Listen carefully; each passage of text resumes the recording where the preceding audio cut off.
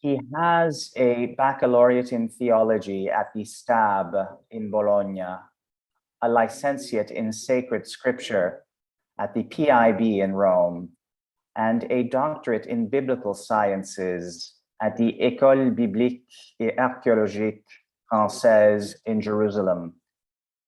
Also a professor of exegesis at the Pontifical University of St. Thomas Aquinas in Rome and at the École biblique in Jerusalem. He is also the scientific director of Études bibliques et Cahiers de la Revue biblique, which is published in Leuven. As a researcher, he has worked on ancient rhetoric, the art of speaking and convincing in antiquity, up to the threshold of the modern era. Above all, he is interested in biblical imagery in the literary field. Then we have Professor Margarita Rossi, who is a professor of Thomistic theology at the Angelicum in the Thomistic section in the Faculty of Theology. She is the chief editor of our magazine, Angelicum, also a corresponding member of the Pontifical Academy of St. Thomas Aquinas. She has published several books for AUP and extensive specific studies for several publishers. Studies also dedicated to Thomasian exegesis and the methodological tools of the medieval masters, considered with an original and personal method of analysis, which she defines environmental.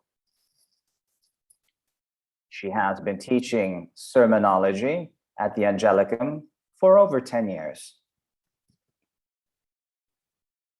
Then we have Professor Giuseppe Casale, who has a PhD in history of political doctrines and political philosophy.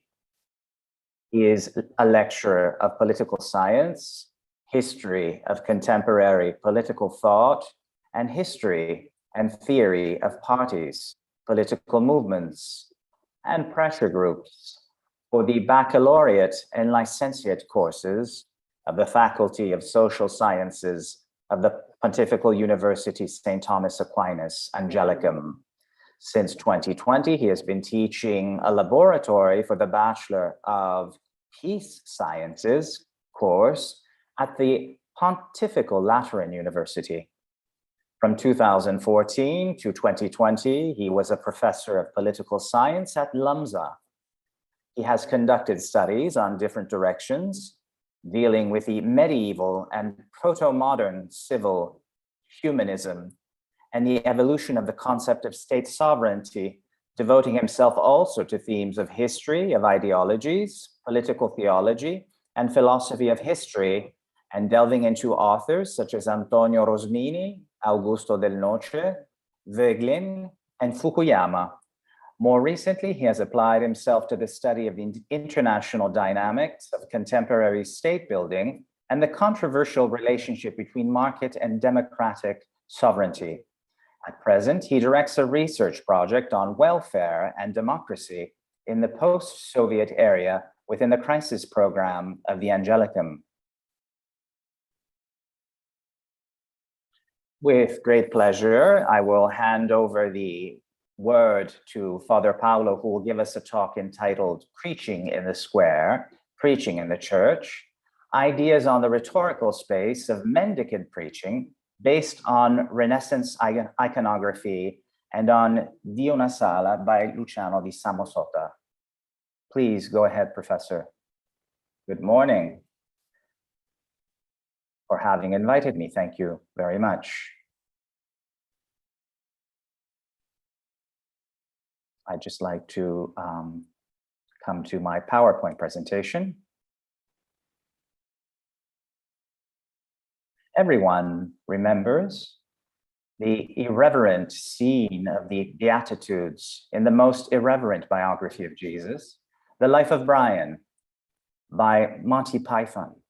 The message launched by Jesus, "Blessed are the peacemakers," comes to the back of the crowd, listening to the Sermon on the Mount, as in, "Blessed are the cheesemakers."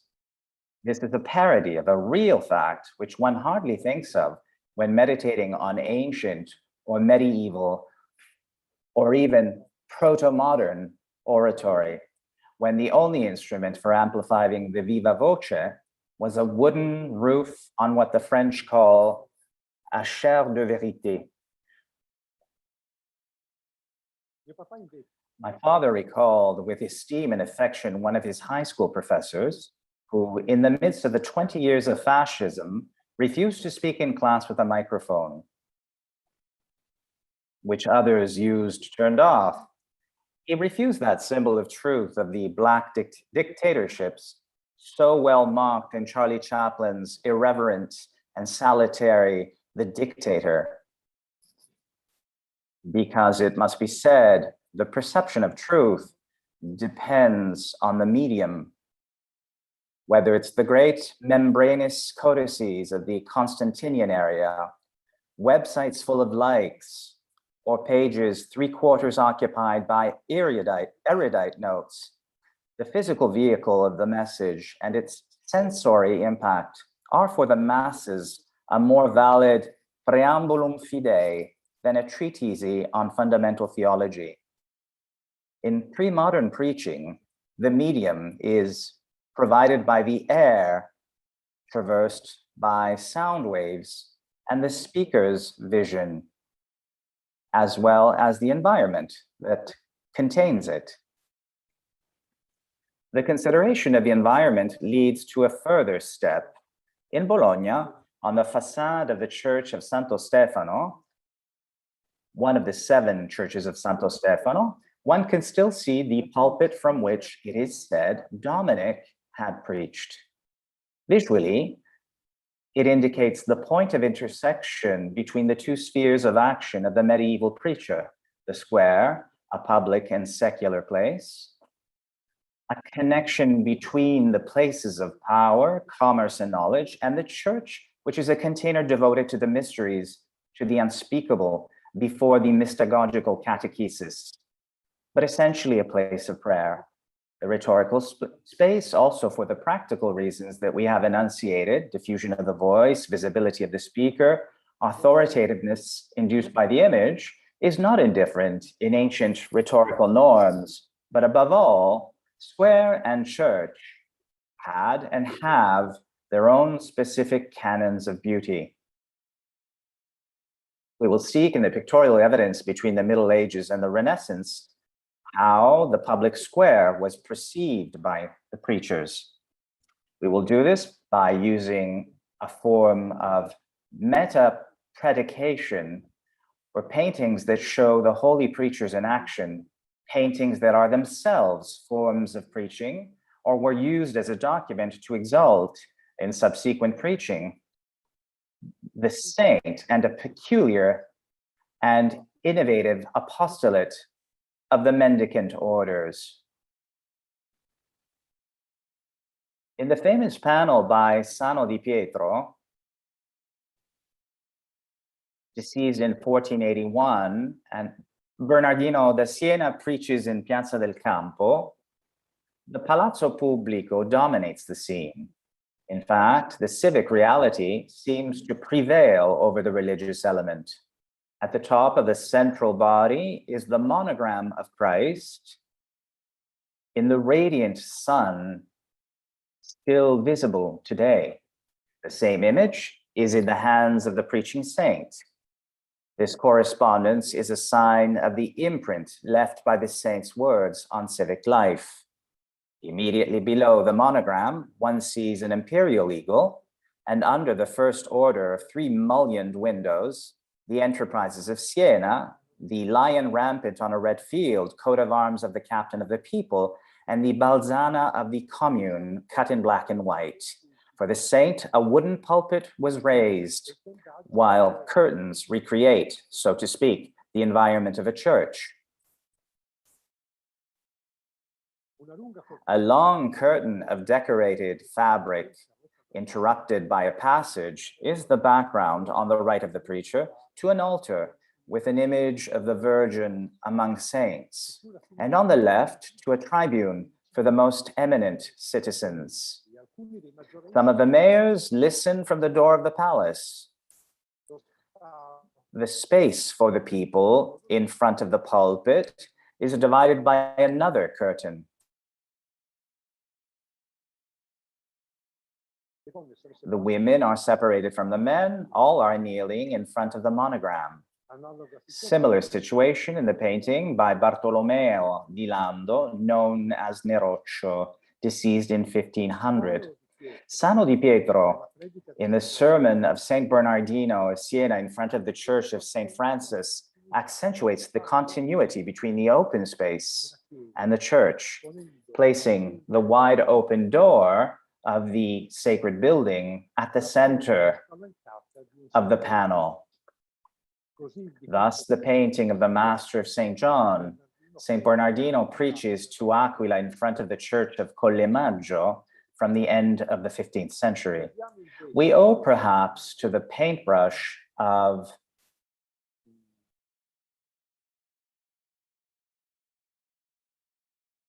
Giacomo da Lodi, a painting frescoed in the Church of San Francisco of the Lombard city. San Bernardino preaches in L'Aquila. The square is bordered by a church on the right, a palace on the left in the background, a circular building flanked by two towers, and in the distance behind the latter, two other buildings. The women in the foreground are crouched, while political figures are seated.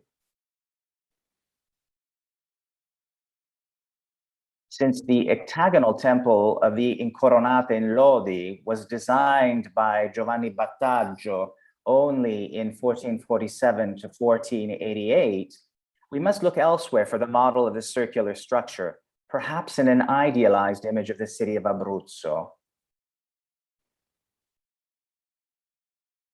The situation changes in the sumptuous painting by Lorenzo di Pietro called Il Vecchietto. The space is totally transfigured. The church has no facade or portals. It immediately opens onto the square. The perspective is centered on the high altar at the back of the temple, while the saint's pulpit is leaning against a pillar that delimits the liturgical space from the profane space, thus ending up by inserting the preacher in the list of evangelists in the place belonging to Saint Matthew. However, the barriers separating men and women, the elders and the people, remain. Everyone wears refined clothes. Listening to the sermon did not impose sobriety, but the message is clear. The altar is the center of an ecclesiastical civil architecture held together by the action of the preacher. A panel from the polyptych of the Saint Peter, the martyr, the worship of Agnolo and Bartolomeo dei Hierri, shows the Dominican preacher in the act of healing a mute and to chase away, with a gesture of blessing, a wild horse that breaks into the crowd. The square depicted is that of Sant'Eustorgio in Milan. The painter seems to justify, with the presence of a large crowd and the wide open door of the church, the need to preach in the square. A similar prodigy is said to have occurred in 1245 in Florence during a sermon against heresy. The devil broke in the form of a black horse. The event is depicted by Bernardo Daddi, deceased in 1348, on a gold background in a predella compartment for Santa Maria Novella.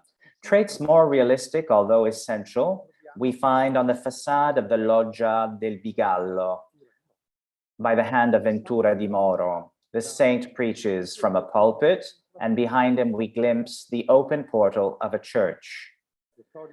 The Florentine stories linked to the popular etiology of the Diavolino dei Vecchietti, a bronze flag bearer by Gian Bologna, that is meant to commemorate the event placed the sermon in the area of the Mercati Vecchi, which, unlike Piazza del Duomo and Piazza della Signoria, dedicated to civil and religious ceremonies, was a place of mercantile activity and fertile ground for heresy. All the more so since the Jewish ghetto was located nearby. But we know that 1245 was marked by the violent jurisdictional struggle between Bishop Ardingo and the Dominican Inquisitor Ruggero Calcagni on the Orthodox front, and the Podestà, who defended the two brothers, Pace and Barone, condemned as heretics. It seems that Pietro was not directly involved, but it is known that he later obtained land from the city to enlarge the square in front of Santa Maria Novella, precisely to accommodate the crowd.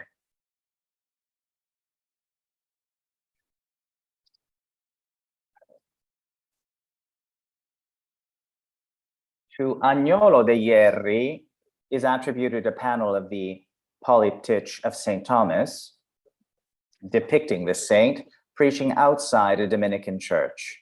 In the background, a sort of tower bearing a white eagle. The white eagle is the heraldic coat of arms of the d'Este family, who ruled over Modena. A later tablet, an early work by Lorenzo Lotto, known as the Predica di San Domenico a Recanati, today the Miracolo di San Pietro Martire, shows a square near the gate, near the city gate.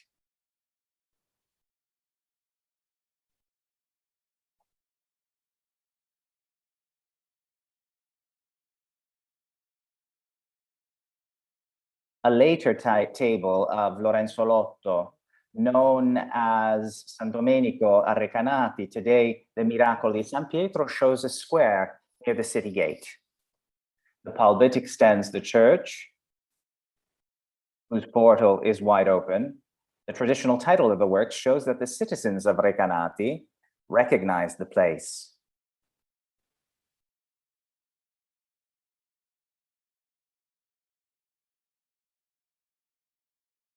The crowd is much reduced, and there are people go about their business, enter houses or are speaking, while the preacher is preaching. Without the pretension of having exhausted the sources or the subject, since we do not have the competence, we limit ourselves to underlining that in the Renaissance iconography analyzed, the reproduction on public buildings of civic or noble symbols, the underlined presence of civic authorities accompany the message that the patrons, the mendicant orders, launch to the civil society.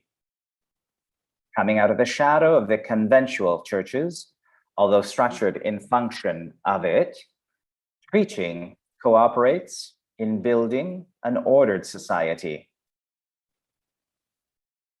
The official reason was the influx of ever larger masses of listeners. This is what the ancient chroniclers believe. The problem of audibility of the sermon remains. Figures ranging from 5,000 to 15,000 in attendance can be revoked by the simple physical matter. Perhaps they were not there to hear, but to listen, to participate in the event and feel part of the mass of the faithful. Many of the practical recommendations, in particular the invitations to almsgiving or to the moralization of public life, as well as the burning of the vanities,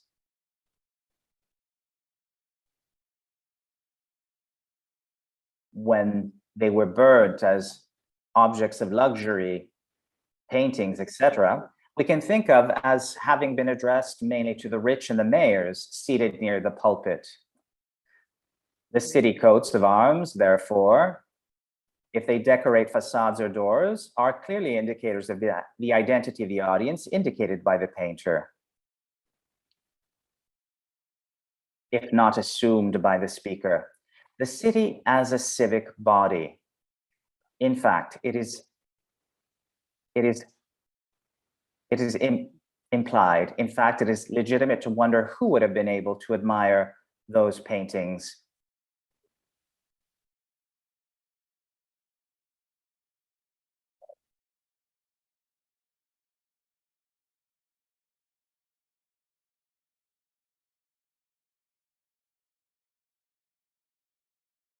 Besides the religious who could approach them and some privileged visitors.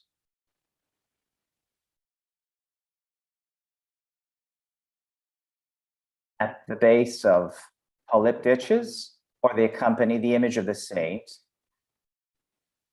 as a comment around the main image. They were seen by those who could come close to the tables. It is worth remembering that in the reality of the event, as in its pictorial reproduction, the friar's habit, never dressed in priestly vestments, already constitutes a call to identification. Confraternities were often born out of sermons. In the perception of the religious destined to receive the message, the square, therefore, is also a disturbing space in which the demonic presence can manifest itself and interfere with the preaching. The horse that appears in the stories of St. Peter the Martyr is a noble and warlike animal, but it breaks in to distract the listeners. We can think that other animals roamed around, dogs, cats, birds, especially where the market took place. But the horse indicates luxury and high social position. As in many of the paintings we have examined, it is clear where the danger lies, in the alliance between power and heresy or worldly malpractice. Already in antiquity, we knew the contrast between the oratory of the schools and that exercised sub divo in the public arena, because the tribunals and public disputes in antiquity happened in the public square. We have a contrast between the doctor who lives in the shade and the preacher who proclaims under the sun to tired, fatigued people, tired of preaching that could have gone on for hours, and challenges not only the physical reality, but the approval of the public. In Mediterranean antiquity, almost all public actions and many sacred rites took place outdoors. The great churches of the mendicants can certainly not be assimilated to schools of rhetoric in which one dispersed in futile declamaciones, far from the places where oratorical skill really influenced the life of the city, in the meetings and trials. For the mendicant preachers of the Middle Ages, the place of election of the doctor who likes to speak in the shade were perhaps the classrooms, which they also aspired to occupy or managed to occupy within the big universities, despite the opposition. Churches transformed by them for the purpose of preaching were instead places of celebration. Since the Eucharistic liturgy and the monastic offices had long since ceased to be so eloquent for the laity, the mysteries recited and their pictorial or sculptural reproductions had found themselves constituting a sort of Biblia pauperum, a visual narrative from which preaching in the vernacular could draw. This was all the more true when the images were still typified, as they are still today in the Eastern churches. A nativity could be distinguished even from a distance from a crucifixion. All the preacher had to do was to point with his eyes or his finger to the biblical or hagiographic scene to which he was referring.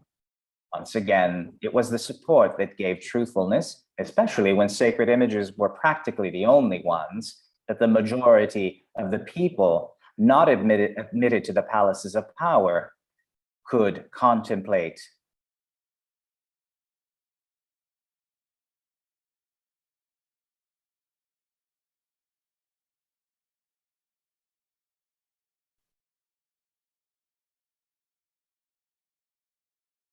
What could someone see when coming out of their houses or factory? They would see these images that were preaching, that brought them outside of their daily lives. Perhaps it was the only image. But the image can also attract all attention to itself.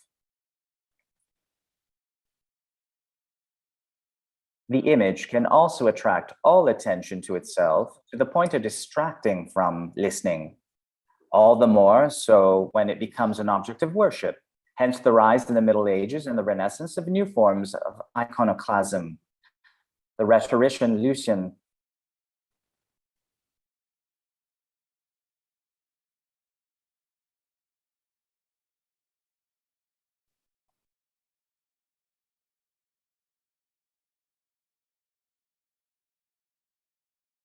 Let's come to the rhetorician Lucian of Samosata in the 2nd century, who explicitly testifies to this consciousness.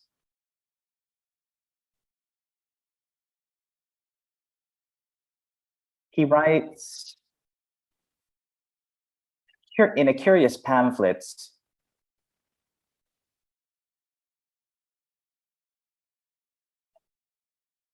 divided into 2 speeches of opposite tenor,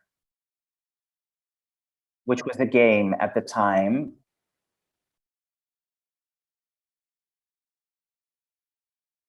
These speeches were aimed at demonstrating how much it helps the speaker, a beautiful room, or how much it damages him, distracting the audience. Luciano writes, "A most pleasant thing, in my opinion, is the most beautiful hall, open to receive a speech, and being full of praise and applause. It sweetly echoes like the echo of the halls. It follows the speech, prolongs the voice, stopped over the last words. Indeed, as an attentive listener, it goes repeating the sayings and praises the speaker, making imitation of him not so unpleasant, in the same way that the songs of the shepherds resound on the cliffs, against which the voice beats and reverberates. And the ignorant believe that the songs and cries are answered by a maiden who lives in the middle of the cliffs and speaks from under the stones. The closed room of the apparatus, even the echo that makes the verse to the speaker, are transfigured in rhetorical praise until they become the locus amenus of the bucolic poetry. In the reply, Luciano performs an action of meta-rhetoric too. He invites those who are present and must judge whether it is right to attend a speech in a decorated hall to look at themselves. To do this, they have to look at themselves. But I have not said the most important thing. You yourselves, O judges, while we were speaking, were looking at the ceiling and admiring the walls, observing the paintings one by one. You have nothing to be ashamed of. This is something that would happen to all men, and especially for such beautiful and varied subjects. Art so fine, ancient stories so useful, are truly attractive and want to be targeted by educated people. And so that you do not always look there, forgetting us, come on, I will describe them to you as I can in words, for you will be delighted, I believe, to hear the things that now you see but admire. And here he comes into the ekphrasis, which is the presentation of paintings that people see in the room. Ekphrasis is an ancient exercise. The skill of the speaker was judged by the vividness of the description. But I would like to tell you that Botticelli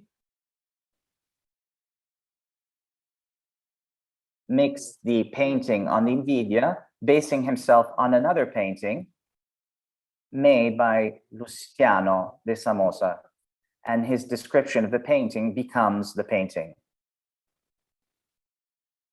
But the case evoked by Lucian is particularly interesting, since a perfect circularity, so to speak, audiovisual is created.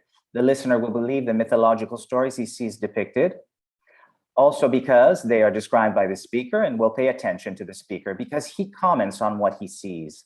The closing of the speech is well worthy of Lucian and his apparent sarcasm, because he says, for the sake of this hall, I would like those who speak in it, whoever they may be applauded. Remember, the images of St. Bernardino, the cross, the monogram are audio-visual forms, and in the closed area of the church, because this is what is produced slowly. Many of the paintings we analyze as we could were altarpiece pedals. Although they depict open secular spaces, they were placed in the shadow of the arches of a church.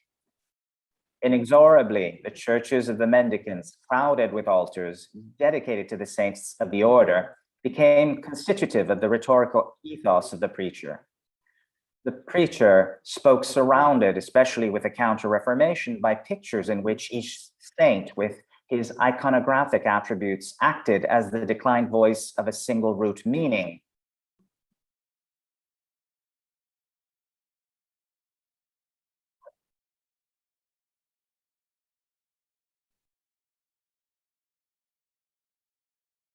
The order. The civic context also disappears from the paintings depicting the saint preaching. Finally, to conclude, an image, a very meaningful image. I don't know if you can see it well. In the convent of Santa Maria di Castello in Genoa, there's a painting by Giuseppe Palmieri of the end of the 18th century depicting a sermon of St. Dominic inside a church. You see St. Dominic, who is preaching from the pulpit, as in the times of the Middle Ages, but behind him, there's an image of the Virgin Mary of the Rosary, who has at her feet St. Catherine and St. Dominic. In other words, in the closed area of the church, St. Dominic preaches on St. Dominic. I'd like to thank you for your attention.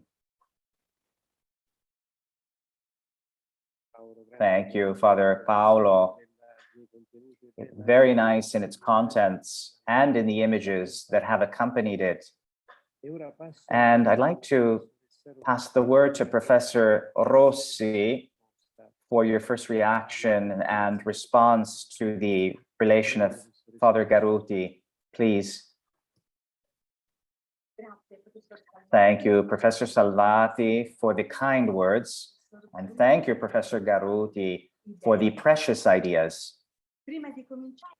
Before starting, I would like to call up the image of another public preaching, that of the Eucharist,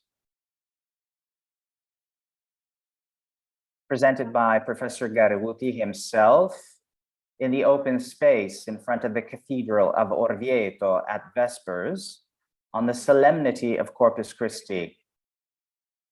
I think, Professor, you can remember as lively as I can, I had organized while I was principal of the St. Thomas Institute as an event, as a public event, and it served as an homilet at the height of this tradition.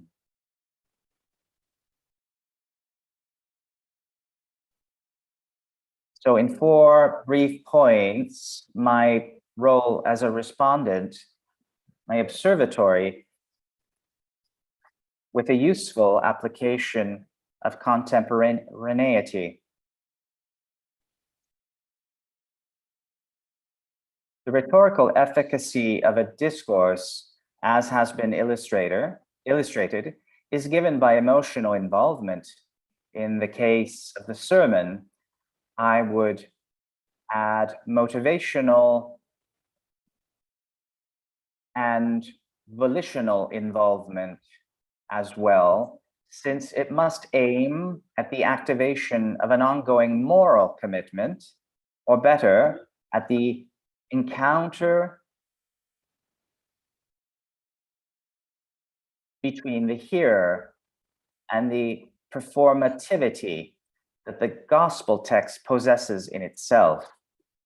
I wonder, then, which mental faculty is the one capable of receiving these suggestions. And therefore, which segment of the cognitive process was the preacher targeting? I ask myself this because in my recent research, I have hypothesized that the different theological genre, summa, quaestio, sermo, expositio, while involving all the cognitive faculties, were each directed privilegedly to a specific operation. In this hypothesis of a correspondence between genre and mental faculty, the sermon in particular, seems to me to have as its primary intentionality the interpellation to the sensory intellective faculty of the cogitative. It is a very interesting faculty, which, let's remember that it is a sort of functional corridor between sensoriality and abstraction, but it is the forge of the first re-elaboration of the sensorial experiences of a judgment, which is still preconceptual and still rich in personal mixtures made of thoughts and emotions, moral conduct, of that mixture of perceptive and affective, intellectual and volitional life, which already available to the hearer, which resonates in the sermon. It is the first objective, perhaps, of the preachers of the time. I find confirmation of this in the typical narrative devices of the sermon that are the exemplum and similitudo, substantially images charged with emotional tonality, which are capable of providing the transition from rhetorical effectiveness to performativity. My second thought. Speaking of interiority, we can say that prior to physical space in which the sermon takes place, there is the mental space of the preacher from which the sermon proceeds, and it is directed to the interiority of the recipient, which is also an interior space. So that in preaching, there is almost an osmosis of spaces, a movement in which the text of the sermon becomes a diaphragmatic line that facilitates the communicative rhythm. I find this osmosis, the spatial element in the text. Let's keep in mind various elements that tell us that the sermon is this dynamic space.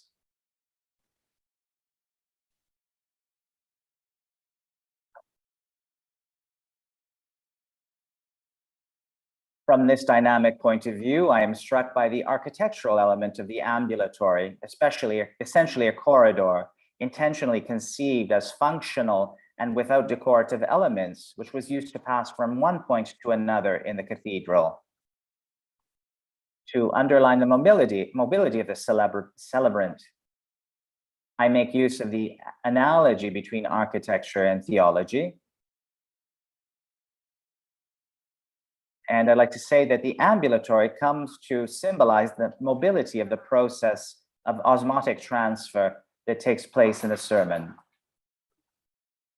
Returning to the external space, which is the third thought, Professor Garuti had mentioned the environmental impact, the locus amenus.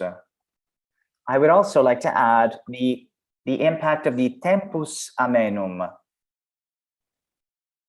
I am reminded in fact, of St. Thomas's commentary on Psalm 29. St. Thomas explains it according to his knowledge and of the body's humors, but also that the hour of eventide brings sadness in the hour of melancholy and darkness, while dawn rejoices because it is the hour of blood and light.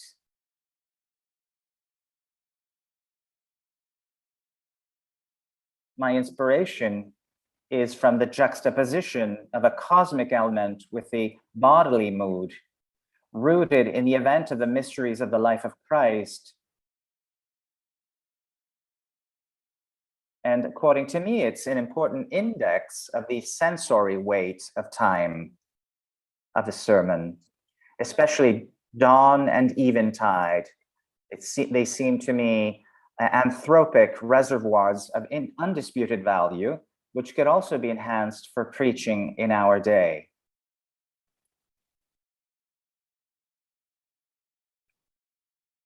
We have highlighted so far the role of the preacher as one who hooks the hearer via the appeal, via the square, the public square, and via the appeal to the cogitative.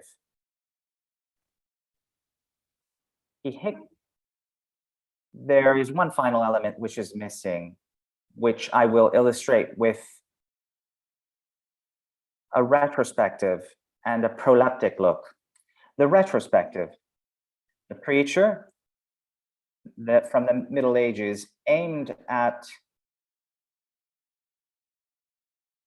motivational involvement, at an expansion of the hearer's ability to self-perceive and interpret reality.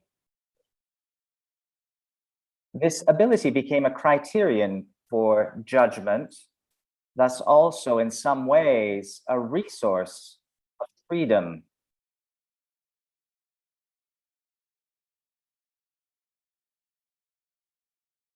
This objective, which was a metacognitive goal, an empowerment.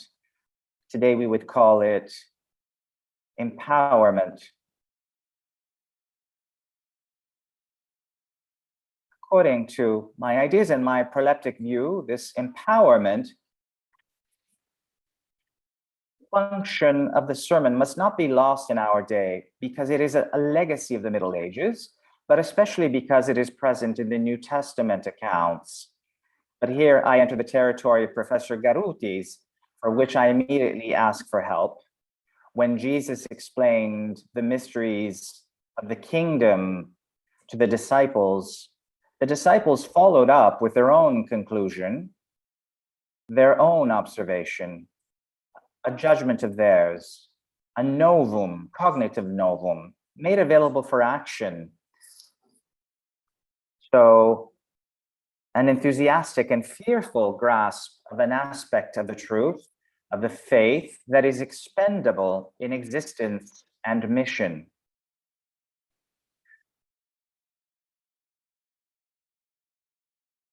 I think it is already done to recuperate this function of empowerment of the ecclesial community in its auto-perception in society. Thank you.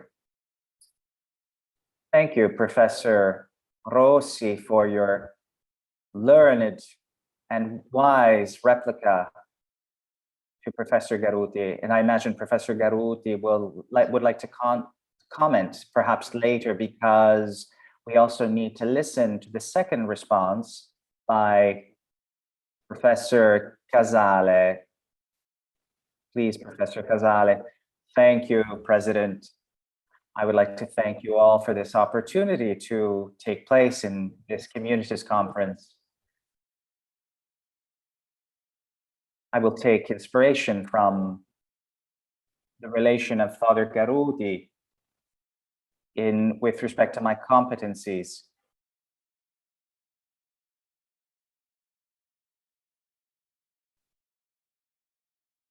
The image that I have taken, among which the ones that Professor Garuti has shown, the refiguration, as you can see here, of a liturgical space, which is part of the public space, which is united with the public space. So the interpretative hypothesis that would see the church as an internal frontier of society. I'd like to accompany myself with PowerPoint. The Renaissance representation of the mendicant preaching in the square space, as well as rhetorical, symbolic, symbalein, of confluence and palindromic participation between temporal and spiritual.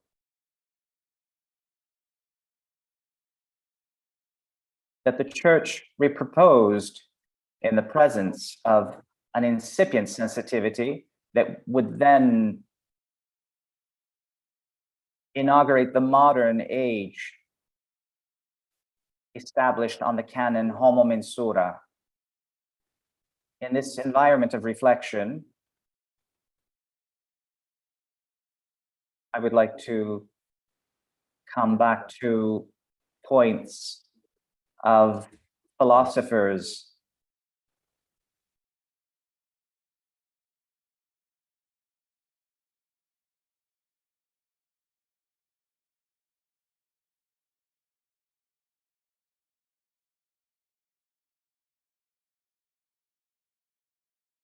represented in an art that is a mirror of the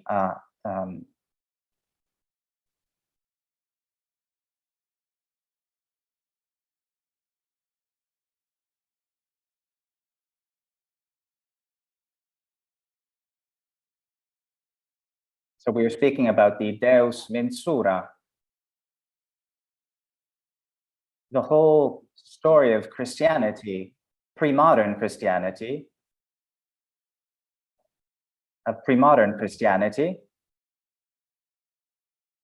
which also under a secular profile, does not come from the outside, but from the inside. So in this sense, the physical space of representation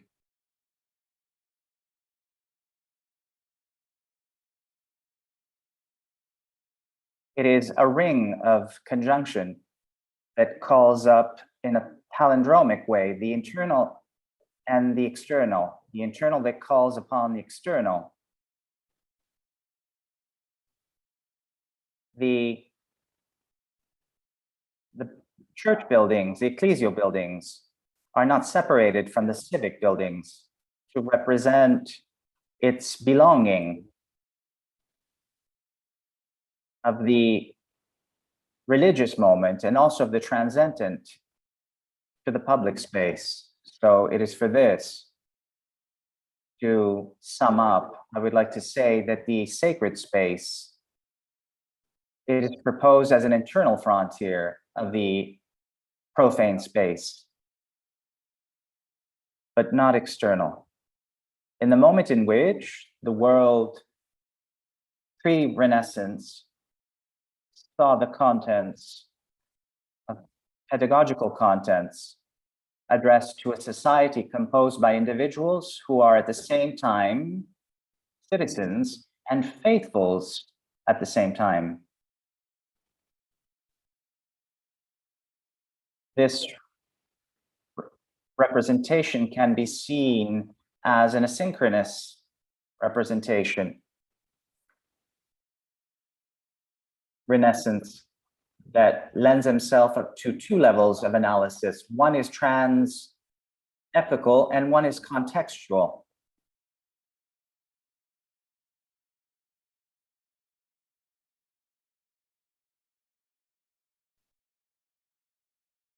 So from a trans-epochal point of view, as Foucault would say, as we could speak of an astrology of ideas that lead us to believe in a Christianity that in the moment in which it translates into Christianity, it is a spiritual exodus from the world. We could come back to the lesson of St. Augustine, the eschaton, the Christian thought has dealt with the connection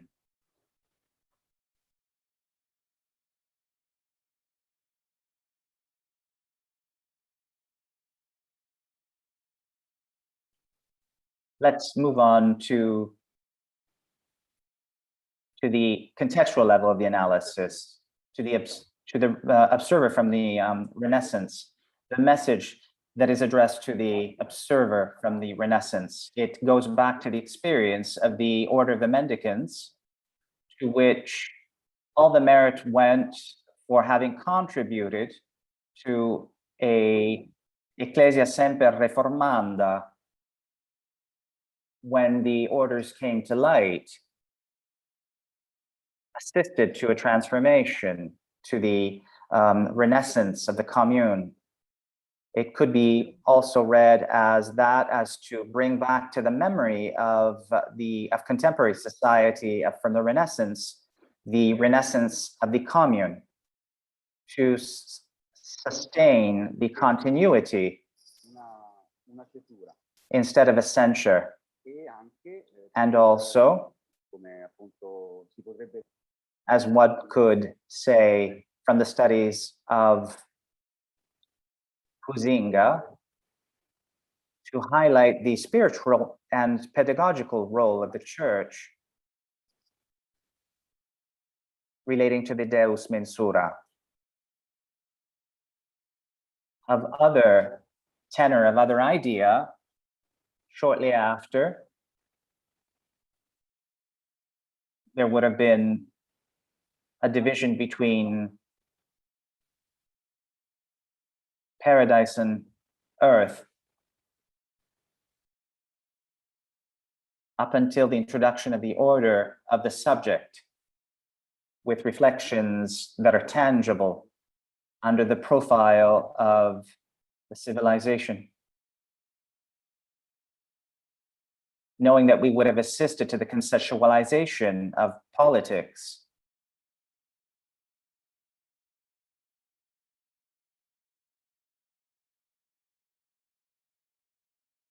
Up until the expulsion of the ideas of transcendentance.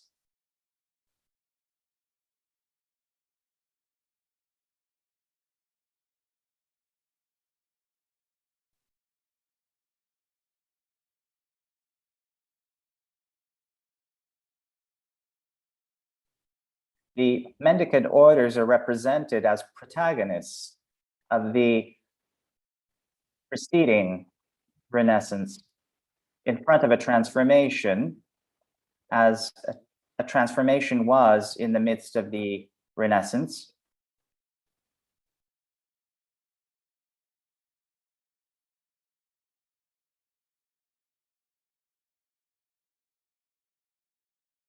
And so through the Order of the Mendicants, the church established its way of being among the world, according to the canons of the feudal society. What role in particular are attributed to the mendicant orders? The research and pointing out as Professor Garuti mentioned, to contrast heresies in a context of social ferment, but also a spiritual direction of society, functional to teach and to point out and to catechize the Christian with respect to the Christian's duties as a citizen. It is about a topos. Professor Garuti reminded us of the preaching of Bernardino from Siena, through this highlight, I also looked at other representations of the youth of Bernardino and how things were portrayed in the Siena of that time.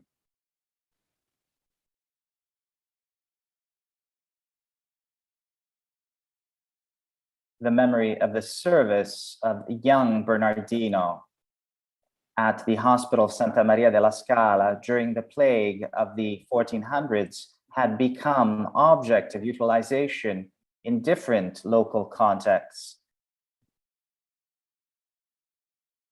Not only that of Siena. And the episode is associated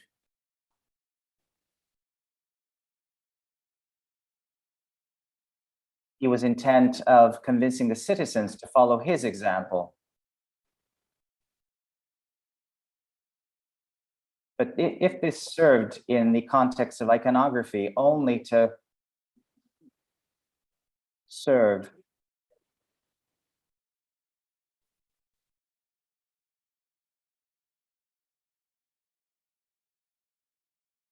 the young Bernardino,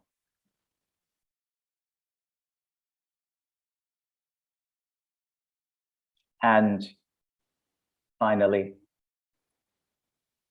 without pretensions of exhausting the functions of the preaching of the mendicants, the teaching and the research of those who study, that portrays an engagement in receiving the novelties coming from the ancient world, but also to, in some way, to contribute to their rediscovery within the municipal discovery.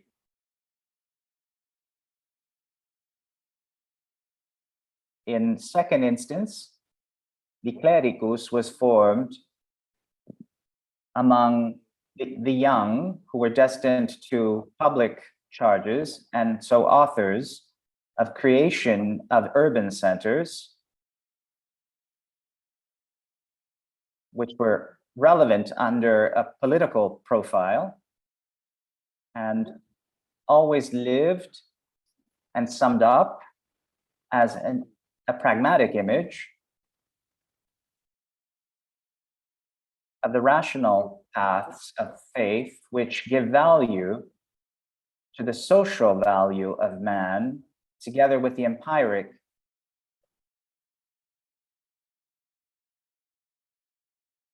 faith as well, in some way, adapts to the society.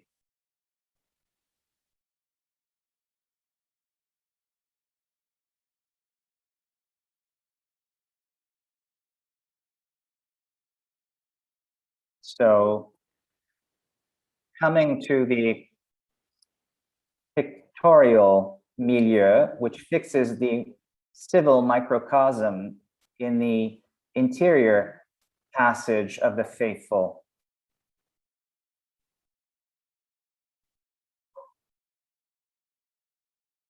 As Walter Benjamin would have portrayed in art and in its time of reproducibility, which is probably has to do with the next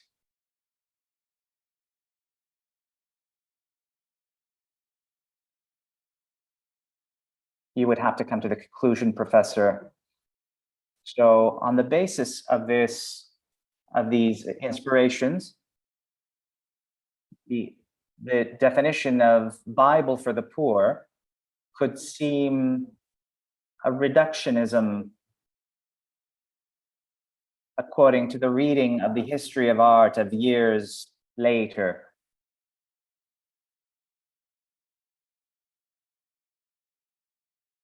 Where it would be more appropriate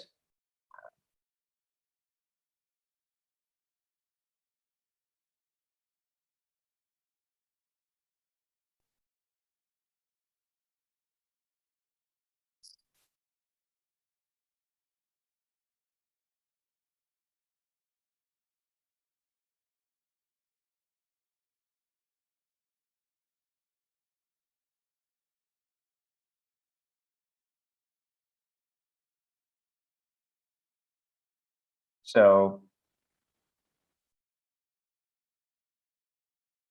the concept of secularization, from that, the environment of the transcendent to the secular, there is a separation.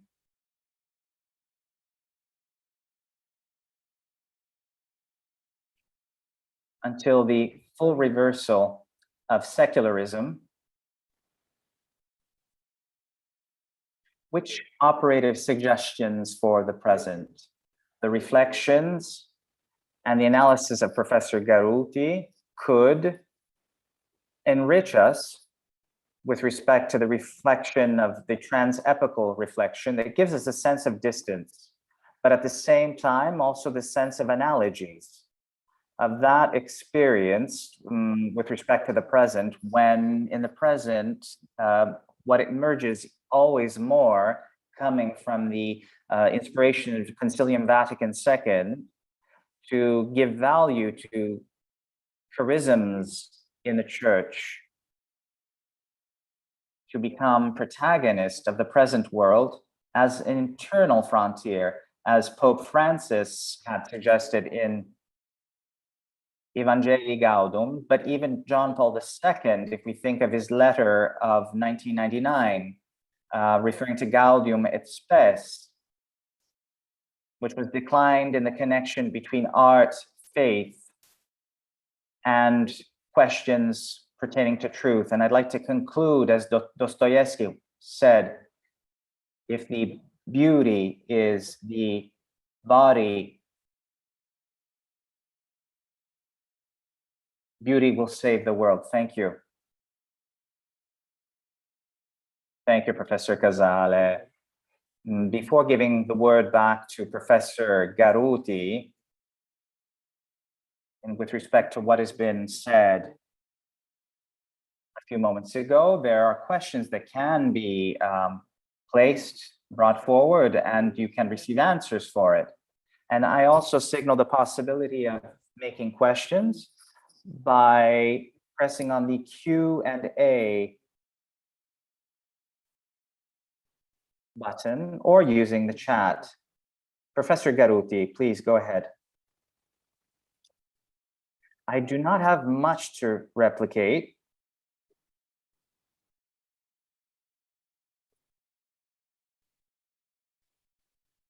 Let's bring the attention to facts attached to preaching, ancient preaching and modern preaching and actual preaching.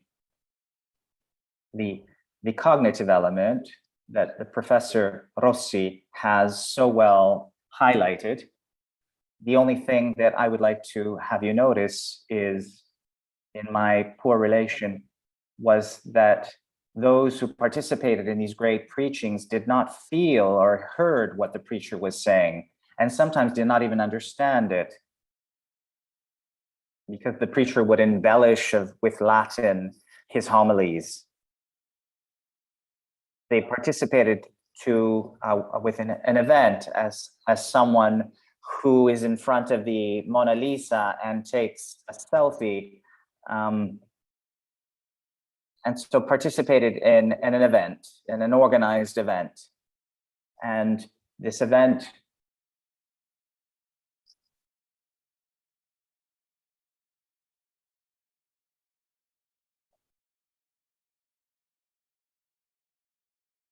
reaffirmation of the ideology of the group,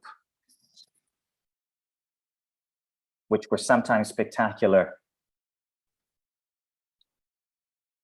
I would like to highlight perhaps another phenomenon in our order, that things that have been eliminated in our order, but I'm talking about the preacher general. For those who have preached a lot in their lives, you would know, but historically speaking, not all friars preached, so only some did. And those were charged with this from the order. So the paintings that we have seen, that we have analyzed, as a matter of fact, show us a preacher who is the model for the the preachers. We have noticed in all these paintings, in particular, those relative to the Dominicans, the socius, the friar, who sits or sometimes sleeps at the foot of the pulpit while the preacher is preaching. So the relationship between the observance, the Franciscans, the Dominicans, and the action of the preaching in the paintings, in the representations that we have seen, which is highlighted very well, where it is highlighted very well. For what pertains to the learned presentation of Professor Casale, I would only like to add one note, and that is to say that as sometimes what happens, the representation, an advertising representation follows the facts and follows it when these facts are in their decline. As rightly has been pointed out, this transformation from the Deus Mensura makes it so that these paintings are produced in the 15th century or at the beginning of the 16th. So these representations are reproduced when that society to which they refer, which is the Civitas from the Middle Ages, is radically transforming, changing. In this sense, we have to keep in mind that they are paintings that are also have some nostalgia within, and they feel that this union between this Christian civitas and the human civitas is gradually declining or coming apart. Perhaps a new form of that theological animation in civic life are not so much attached to the activities of the mendicants. As a reaction, I could stop here as well. Thank you. Could I just say a few words? Thank you.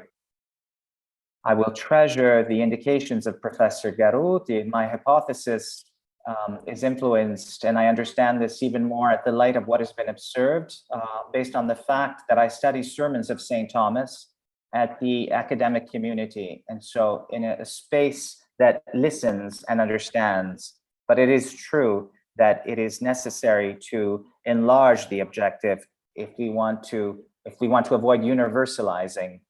And it is mainly the sermons, the object of my studies.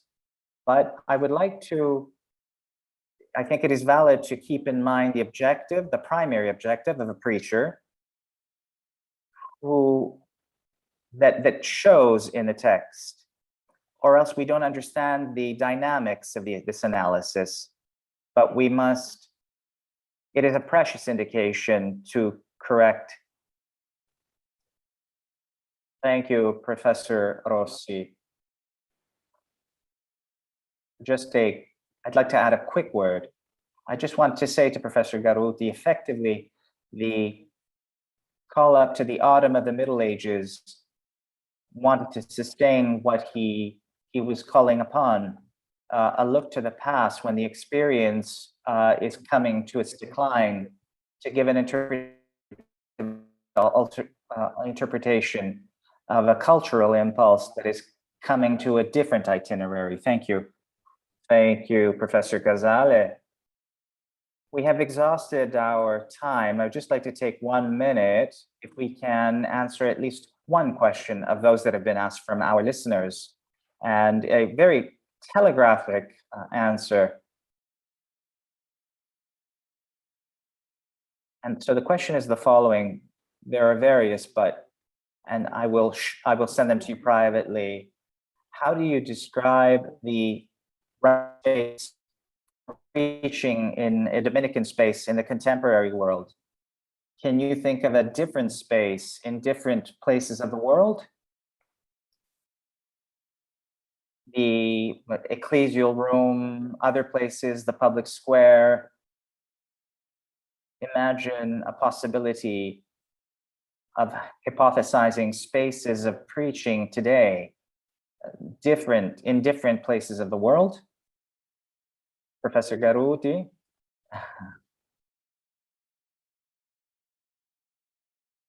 I would really insist to the greatest problem is the diffusion of the voice. So to preach on a radio or via the web in these forums that do not put the physical contact in with people delimits a space that is circumscribed to the voice. It seems like a simplistic thing, but this is the way it is. The second problem is that the spaces in which people invent spaces today, if you go through the religious channels, you can create a church or an ultra-modernist church, and make it to your own taste and change it the month after, and put together a different several sites, and Google will help it, and they all say the same thing because he had chosen 2 or 3. This is a space. It's also quite dangerous. It's also called echo chamber, where the word can be diffused from different broadcasters, but they all say the same thing. So one gets imprisoned in this. And I speak, especially for the young, it is very easy to build an echo chamber through the web. Then there are spaces attached to the sacredness, which requires presence. The crisis of the COVID has deprived us of the spaces of sacredness, and this is something that we need to recuperate in a different way from what we are used to. Thank you, Professor Garuti.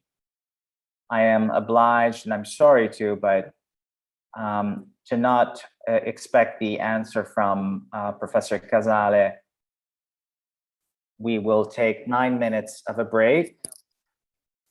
We will pick up at 10:25 punctually. Thank you very much, Professor Garuti, Professor Rossi, and Professor Casale, and I will see you later.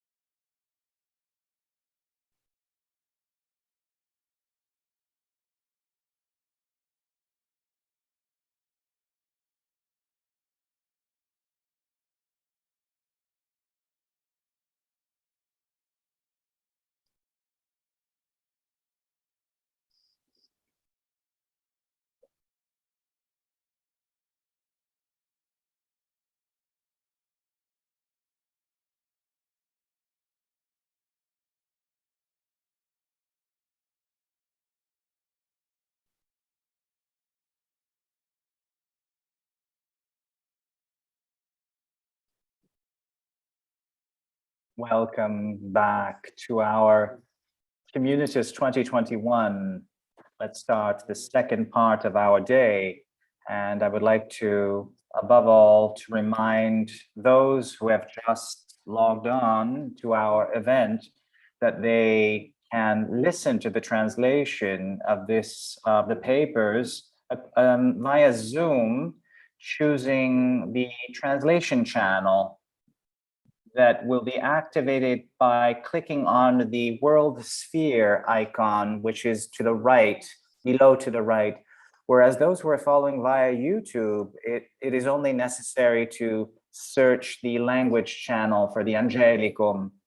I'd also like to remind you that you can ask questions in the chat or via Zoom using the Q&A button found on the bottom right hand side.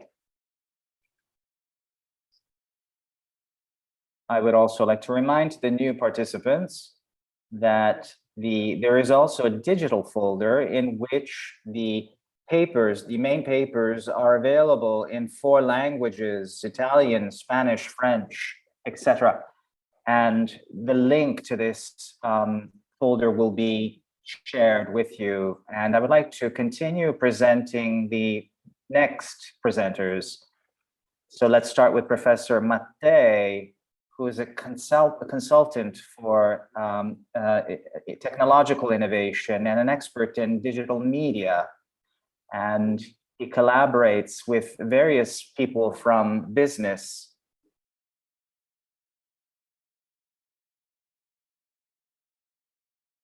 In 2019, he has founded the Institute for Digital Society for the study of digital media. Professor is also a professor of digital media theory at ISSR Mater Ecclesiae of our university. Last but not least, he is also a Dominican, a lay Dominican, and he's published a book called Laicato Dominicano. And ultimately, he's published another book called Christians in the Digital: Challenges and Opportunities for a Christian Digital Culture.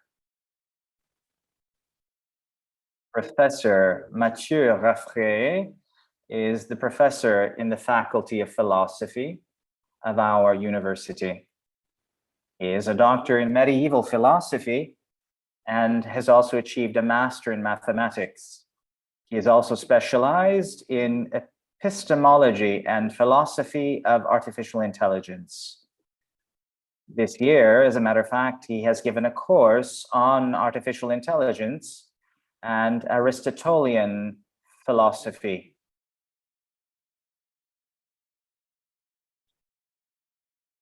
We will also hear from Professor Ezra Sullivan, Dominican professor, who is a professor of moral theology in the Faculty of Theology at the Angelicum, and also a professor of psychology at the Faculty of Philosophy at our university. Professor Sullivan is also the author of numerous articles and the book Habits and Holiness: Ethics, Theology, and Biopsychology, and another book as well called Heroic Habits. With pleasure, I give the word to Professor Mattei, who will speak to us of preaching and art in the time of digital reproducibility. Please go ahead, Professor Mattei. Thank you, Professor Salvati, for your presentation. And I'd like to activate my PowerPoint presentation.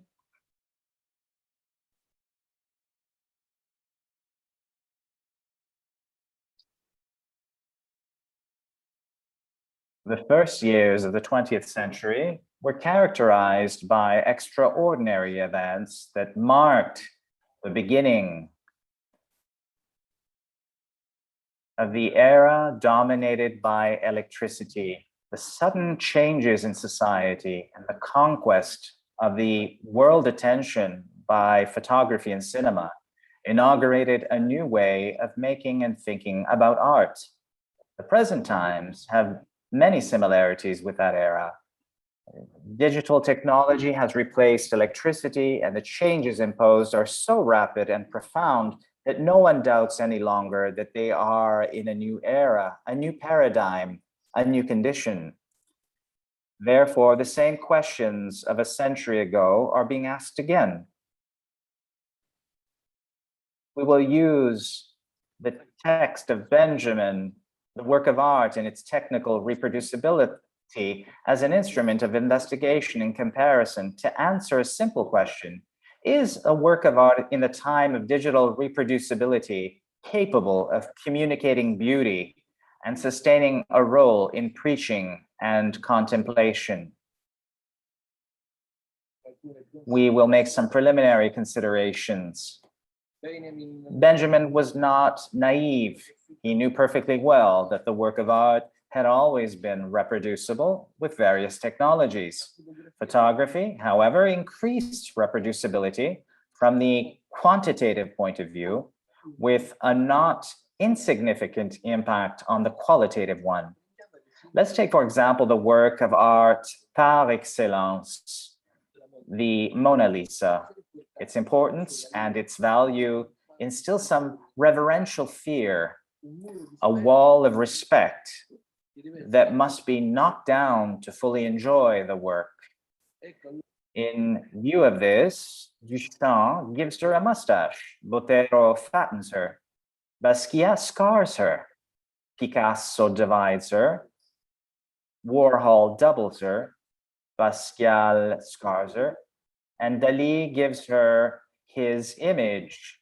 All this to reduce the distance that the work of art imposes. At the Louvre, the spiritual distance becomes physical. You have to move from home and go to Paris to see it.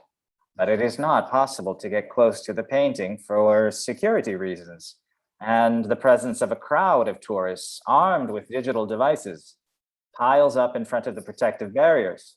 Even if we managed to get close, we would only get our reflection in the glass during the act of photographing, of taking the photographs. The doubt of having made a useless trip arises. At home with a PC, we could have logged on to the Louvre website and seen in total tranquility that same Mona Lisa in high definition and begin the exploration of the work of art, a vision of detail that no live visit would grant. This example allows us to make evident three concepts of Benjamin's reflection that we will compare with current events: the aura, tactile vision, and the visual unconscious. Let's start with the aura. The aura is a key concept in Benjamin's thinking. We can define it as the particular atmosphere of the encounter with an original and authentic work of art, a unique and unrepeatable experience possible only in the hic et nunc, in the place where the work was conceived, in that unique space where it can be seen and contemplated. The aura is a cultural, religious value, almost mystical value of the work of art. The aura requires to go to the work of art, to walk to it and to contemplate it. It is almost a religious pilgrimage. Although there could be reproductions, only the vision of the authentic original in its hic et nunc authorized to say to have seen that work of art. Photographic reproduction, on the other hand, allowed for what Malraux called an imaginary museum, a collection of reproductions for the constitution of a personal museum collection. Each work of art removed from its hic et nunc was collected according to personal taste. Cultural value gave way to exhibition value. Moreover, the photography was accredited as an art form because it reinterpreted the artistic work according to its own vision, made of perspectives, lights, shadows, enlargements, and distances, as in the case of the Mona Lisa seen before. Digital art poses a problem. How to distinguish a copy from the original? Let's take this Rembrandt, for example. It is not a copy because there is no model to copy, so it is original. Is it also an authentic? The colors, the brushwork, the lighting, everything identifies Rembrandt as the author, although Rembrandt never painted this painting. As you can see, it is not a print, it is a real painting with real brushstrokes. It was not done by a skilled painter applying Rembrandt's technique. This is a digital product. Paintings painted by Rembrandt were scanned to capture every technical detail. Upon completion, you were not asked to reproduce an existing painting, but to make a new one. It expresses creativity. This is why we speak of compositional style and not of reproduction. How can we define this work? An original, an authentic, almost authentic, a real fake Rembrandt? In Benjamin's time, it was easy. The photograph represented a physical reality. On the contrary, can an MP3, a piece of music produced digitally, therefore structurally replicable, establish a difference between original and copy? Better, is the difference between copy and original still valid? Originality and authenticity are no longer determining values. Exposure value is the most important, and exposure is multiplied by the availability of digital tools that make it possible to expose the work via the web, social networks, cell phone screens, and more. It would seem that the process of democratization of art, the demythologizing the artistic products so dear to Benjamin, is taking place. The digital, however, reinterprets these categories. In a video conference, like this, our interlocutors are real people, and each one is in his own place, perhaps in his own time because of the time zone. Yet they share the same space-time, an experience made possible by the digital environment in which we are immersed, in which everything is an original and authentic reproduction. The people in the screen are really them in a digital representation, copy and authentic original at the same time. We can affirm that the digital has no residual authenticity. It does not claim artistic legitimacy, but reproduces reality as we see it. The work of art in the digital appears in a new space-time, near though distant, unique though reproduced. It is neither a copy nor an original. It is an apparition, an epiphany. Digital enjoyment is almost absolute in that this epiphanic event can take place in my ideal time, in my ideal space, in my spiritual tension and ideal moral availability. I can enjoy the Mona Lisa on a 132-inch maxi screen alone on my couch at home in the shade, listening to the Largo from Vivaldi's Flute Concerto in F major. I would like to show you an example of how this vision could be. This is the Sistine Chapel that I could visit in several different ways. As you can see, it is turning.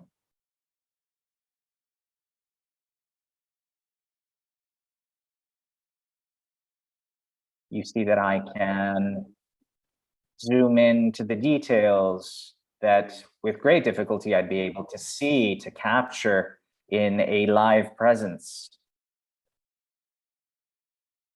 Very well.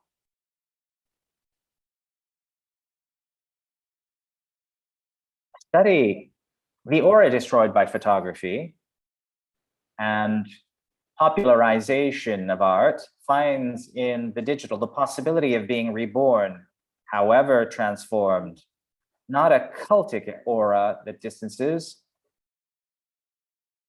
but an epiphanic aura that invites me to closeness, to contemplation. Digital technology removes the magical to reveal only the beauty of the work of art, beauty as a sign of the true.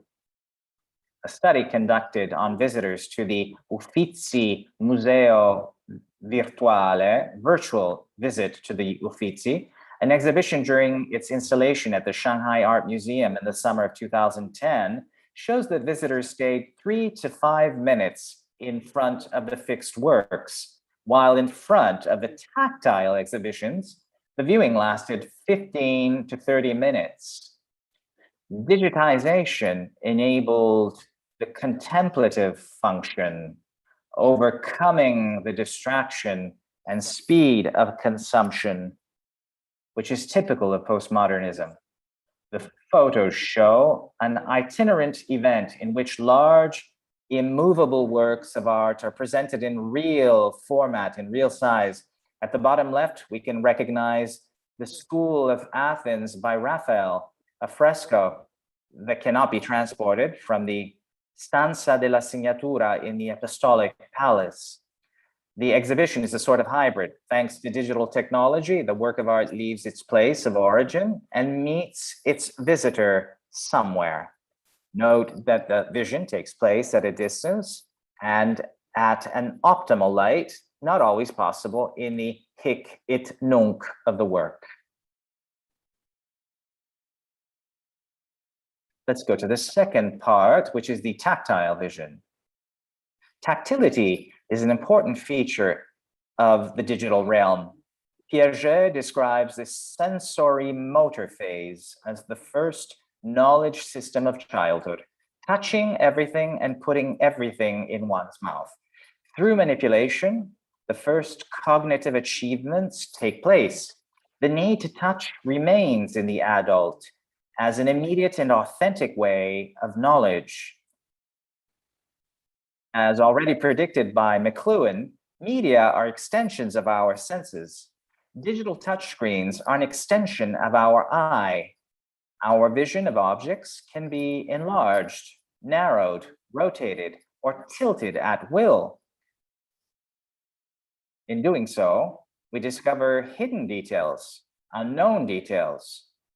Our knowledge increases if the work of art is digitized. As we have seen above, the tactile experience reduces the distance with the work of art and enables and increases contemplation. But digital goes further. Three-dimensional representation allows total immersion in the image. It is an experience that would otherwise not be possible, a technical opportunity, unthinkable outside of digital. I would like to show you this experience with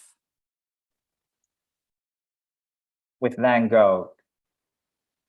You will recognize certain paintings made by Van Gogh, and we are like immersed by the painting. We can see all around the scene as if we were inside the painting.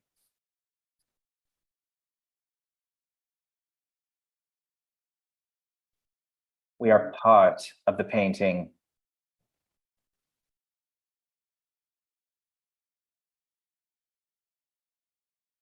As you can see, I can glide through it and see it in every glide through in every direction and turn around and enlarge and zoom in and distance myself.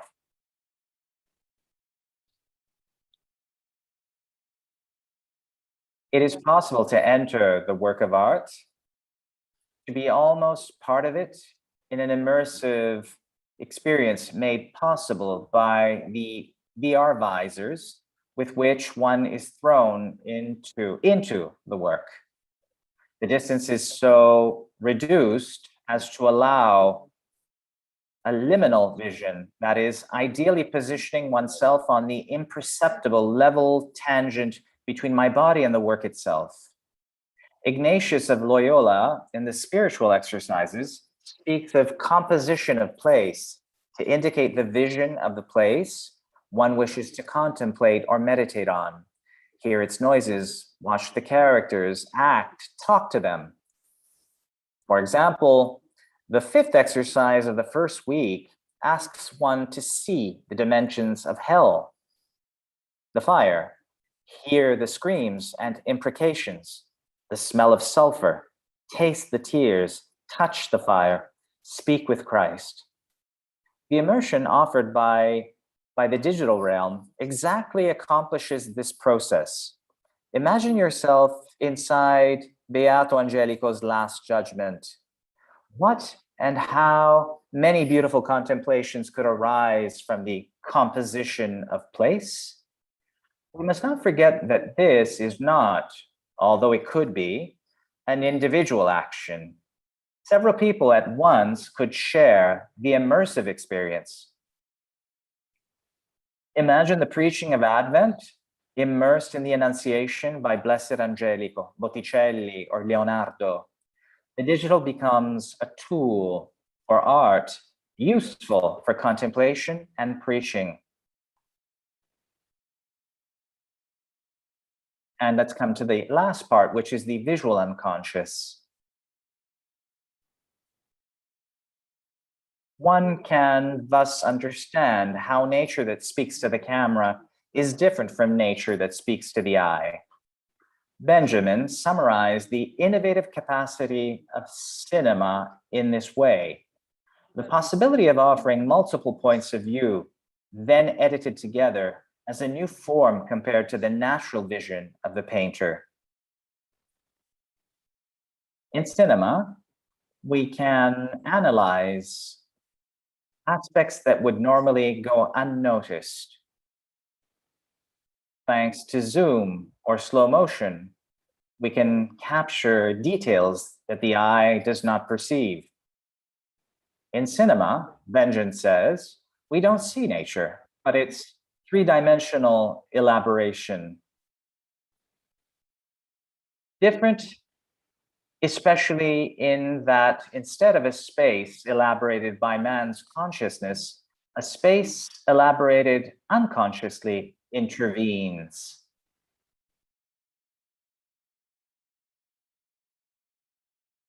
Cinema reveals the optical unconscious that becomes the digital unconscious. For Derek de Kerkhove, the digital fused together with cinema in the computer graphics of special effects allows actors in the flesh to be digitally inserted into scenes and have a new perception of themselves. With digital, we seek ourselves walking. We see ourselves walking. We look back at each other. We hear our own voice as we speak. We hear it as everyone else, but us hears it. These are experiences that are not physically possible. Digital not only enables a new perception of self, but through the immersive experience, it can embed it in any place or time. We can discover those tiny facial details that betray a feeling of dismay or complicity, or see ourselves as others see us. We can observe our lives with others as spectators and capture the unspoken, the unspeakable, the ineffable, transparent to our eyes, but mercilessly imprinted in the bit of the digital recording. But it is not only in images that the unconscious hides. We are all aware at various levels of certainty of being tracked through digital activities. From ATMs to GPS to social networks, our lives have become more transparent, and the data we produce feeds big data. With a simple program that selects relevant correlations, information is extracted about us, unbeknownst to us, which constitutes the digital unconscious. It is our digital self that can be tracked by anyone, but escapes our consciousness. The effect on our lives are comparable to Freud's discovery of the unconscious. De Kerkhove affirms that the digital unconscious influences our relational, economic, and social life because this digital self, unknown to us, is available to anyone who wants to access it. It is an uncontrolled and uncontrollable image of us, exploited by big marketing to effectively propose any product, and perhaps less legally and more subliminally, any idea.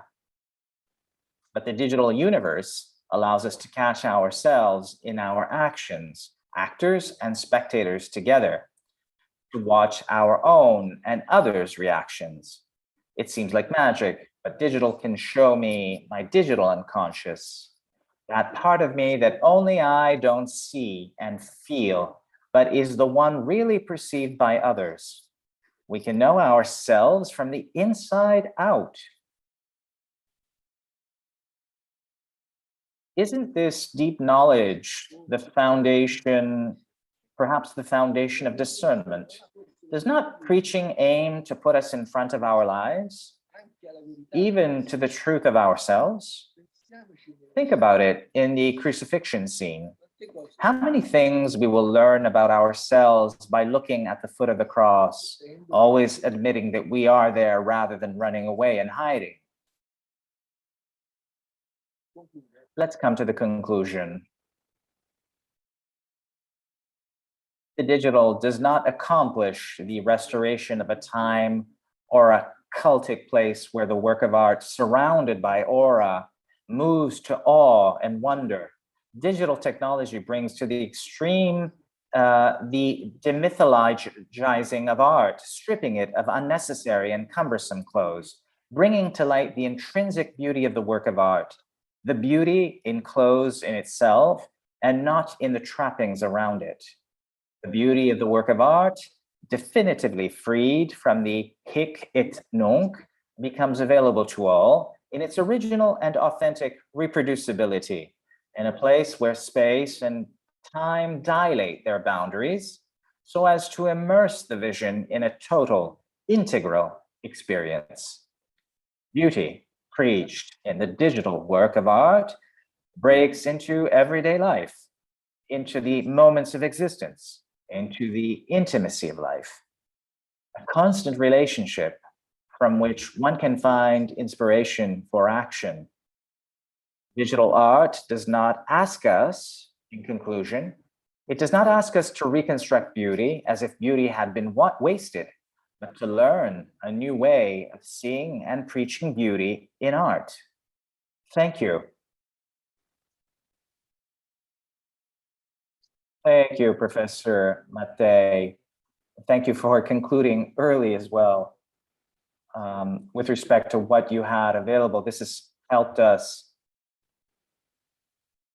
to participate with our questions. I repeat that you can pose questions. I repeat this to all the listeners, recurring to the Q&A button in Zoom or writing in the chat feed. Thank you for this presentation that has shown us how with digital, in a certain way, you can democratize art and make it more available to the greater public. And you can increase the way people can accept, perceive art, and helps us to discover ourselves. And you can also mention how this can be put to the service of the Dominican preaching, but we will see some more in the questions to Professor Mattei. But now let's give space to the other respondents. Professor Mattei, let's give the word to Professor Raffray that will propose his reflections. Please, Professor Mattei, go ahead. Good morning to all of you. Thank you, Professor Mattei, for this beautiful intervention, which has led us to some very deep and inspiring philosophical considerations. I would like not so much to respond to your words, but to propose a sort of development, trying not to go too deep into the concepts, but rather to go further in time, looking towards the future, thus passing from the time of digital reproducibility to the time of digital intelligence, i.e., artificial intelligence. In fact, what you have studied here has highlighted, I believe, a classic conceptual triangle formed by the work of art, the artist, and he or she who receives the work, i.e. the observer, listener, or viewer. I would therefore like here to briefly to rethink this conceptual triangle by having robots intervene. To this end, I propose to ask two reciprocal questions. On the one hand, can a robot produce a work of art or not? On the other hand, can a robot receive or understand a work of art? These questions may seem a bit artificial to some of you, but they are by no means science fiction questions. Instead, there are already computers capable of producing works of art. I'd like to share a few slides and images.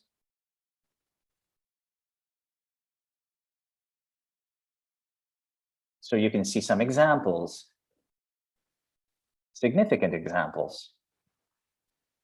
Google engineers, following a path opposite to that of image recognition, have built in 2016 a technology based on neural networks and artificial intelligence to teach computers to create artistic images from a photo.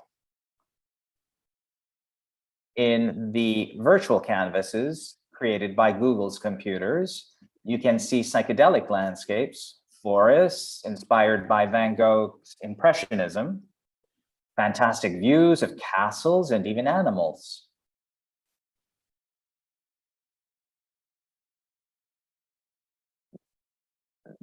These works of art have been sold at auction up to $430,000.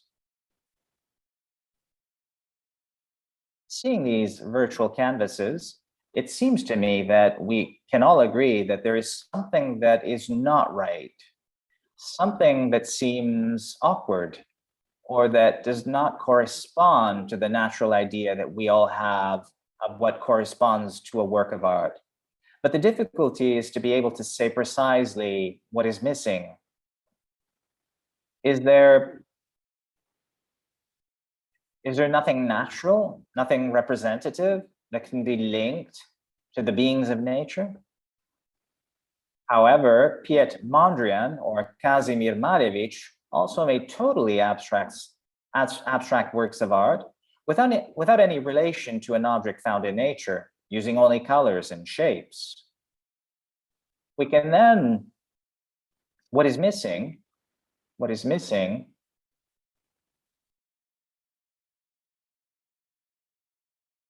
a second possibility, what then is missing from these works of art, in a word, is a sense of a meaning. So many contemporary artists do not pretend, for example, the Fountain of Marcel Duchamp. So they cannot transmit an idea anymore, so they rejoice of not being understood by people or just from a specialist group. So maybe Google's computers are artists that are not understood, or they're so advanced, and we have to consider ourselves as people who are locked in an art of the past. What then is missing from these artificial works of art? I think what is missing, in a word, is presence. I mean, a certain reflection of the artist's humanity in his work, something that is indescribable and inexpressible, but something essential in the work, which makes it human, that is capable of receiving our approval or not, of accepting our pleasure or displeasure. The presence of the artist in his work, in fact, is precisely his ability to be judged aesthetically by the third point of the triangle, the viewer who looks at, listens to, or touches the work. Let's move on to the other part of this triangle, conceptual triangle, asking ourselves if a robot could be sensitive to art and even sensitive to beauty.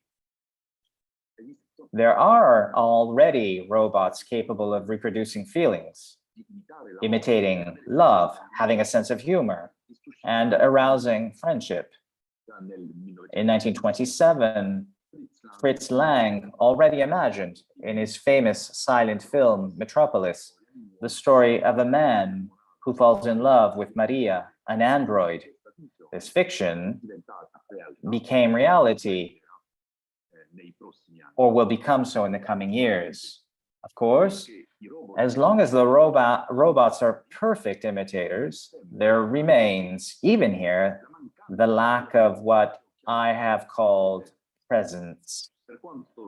Whatever the quality of their imitation and even the satisfaction perceived by their interlocutors, the feeling requires of itself an honesty and spontaneity that are lacking in robots, since they are always programmed and therefore forced to perform actions calculated by another.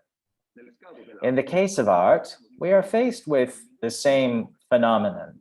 The artist, when creating his work, does not intend to provoke only a reaction, but aims to touch the intelligence and will of his viewer.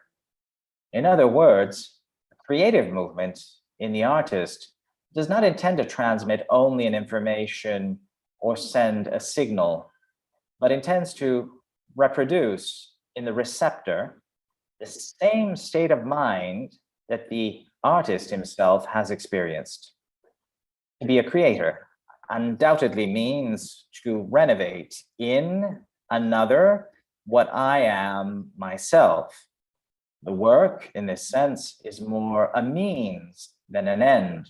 The work of art is accomplished.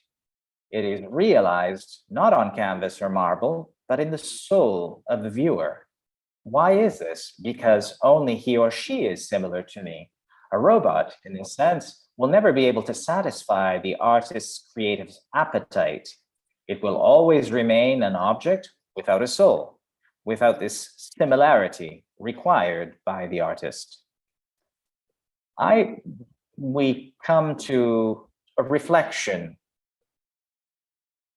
which pertains to preaching. If only human beings can become creators, creators of art, creators of meaning, or creators of feelings, it is rightly because we have this capacity to imitate the one creator. We possess this divine gift, which our Creator has granted us by making us in his image. The divine artist teaches us that every creation is always a gift of himself. In fact, every creator gives a little of himself in his work. The artist, the professor, the lover, the preacher, each gives back in his work an aspect of his or her suffering, his or her love, his or her intelligence, and his or her sensitivity, because he knows that it can be received, welcomed, and experienced by the one who receives it. In conclusion, we can say that robots teach us in some way what we are ourselves. They bring out in our humanity this very special creative ability, which is for us a truly divine gift, since it makes us more like God himself. The artist, in this sense, is in the end the true preacher, the one who reveals to us the divine face, the one who offers us to see the most perfect beauty. Thank you. Thank you, Professor Raffray. I imagine that Professor Mattei would like to respond perhaps briefly at this moment. Do you have a moment available? Or would you prefer to listen and to the intervention of Professor Sullivan and then react? I'll leave to him the choice. Professor Mattei, I would say to listen to both. Professor Sullivan, the floor is yours.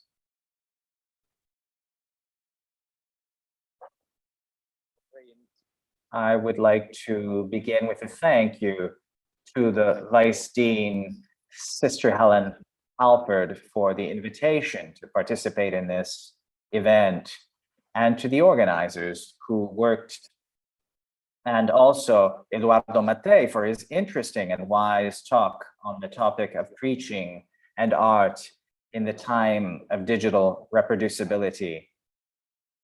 Citing Walter Benjamin and Marshall McLuhan, among many others, Professor Mattei discussed the difficulties and opportunities in the time of large-scale digital reproducibility.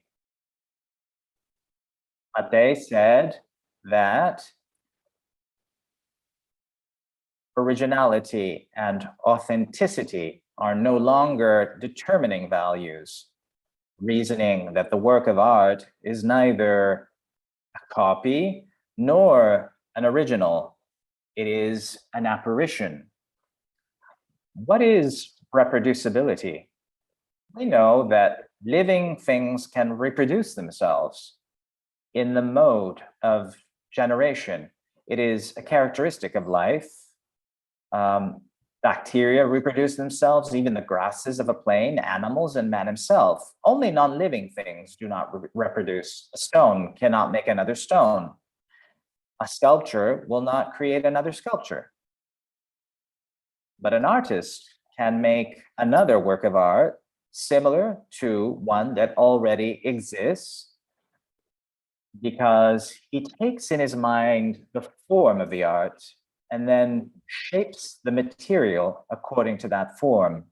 As when a novice painter in the school of Beato Angelico makes a painting like that of his master, the novice learns from the master the meaning of the painting and learns the skill with which he can express the spiritual form in the material.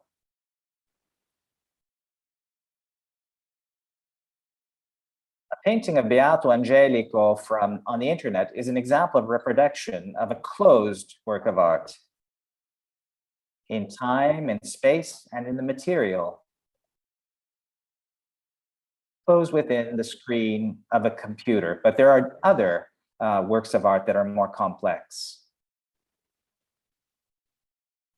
In 1967, Umberto Eco talked about what is called an open work. For example, a piece of music whose pages were not numbered and could be shuffled to create any number of new performances. These open works created questions about reproducibility because there were many possible versions of the same work. He explained a classical musical work, Bach Fugue or Verdi's Aida, consisted of a set of sound realities that the composer organized in a definite and conclusive way by offering it to the listener or translated into conventional signs designed to guide the performer so that he or she essentially reproduced the form imagined by the composer. These new musical works consist instead not in a closed and defined message, not in a univocally organized form, but in a possibility of various organizations entrusted to the initiative of the performer, and are therefore presented not as finished works that ask to be relived and understood in a given structural direction, but as open works, which are completed by the performer at the same time in which he or she enjoys them aesthetically. I believe that the powers of artificial intelligence challenge our understanding of art even more, because algorithms are able to create open works of art or even experiences. These artificial intelligence creations are composed of a large number of data points, complex instructions on how the machine should organize and process the data, which then produces results so numerous and varied that they can almost be called unique. There are some artificial intelligence programs that create new paintings, others that create so-called new songs, and others, such as video games, that create new experiences for users. The result is not a new river, an open work, like a forest that continually growing and creating new life, nor is it like a closed art museum where masters produce works that express their great insights and intuitions about the world, suffused with their own unique thought and emotion. Rather, entering a digital world that has been digitally reproduced is like entering a forest of plastic plants that have no scent and stuffed animals with no danger and less meaning to the viewer. Marketers, closed to the merchants, but open to the merchants, but closed to life. Marketers, artists, advertisers, and rulers are working to make all of human life organized and reproducible for their particular purposes. And they often employ artificial intelligence for that purpose. Mattei observed that big data with a simple program that selects relevant correlations, information is extracted about us without our knowledge, which constitutes the digital unconscious. Thus, human life becomes a reproducible work of art, unknown to all, but to the elite, an unconscious digital way of being, deprived of the full range of human passion, deliberation, creativity, risk, and flourishing of man. In these times of digital reproductions, art can lose its profound character.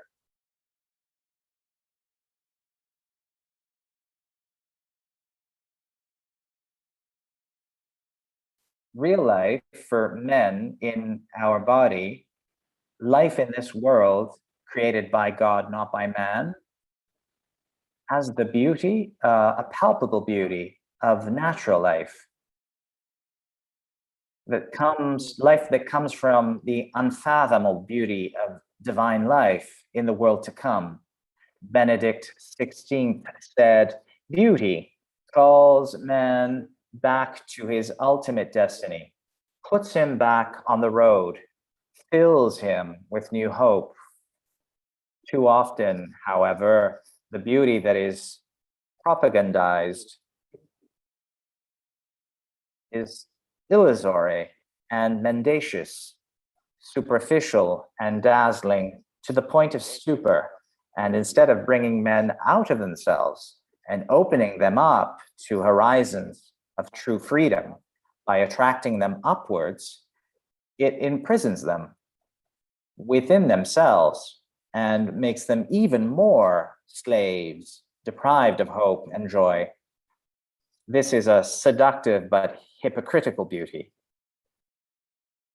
In life with God, the believer is always open to the generative grace of God, whereby Christ is reproduced in the soul. Here we can recall the profound words of Professor Mattei.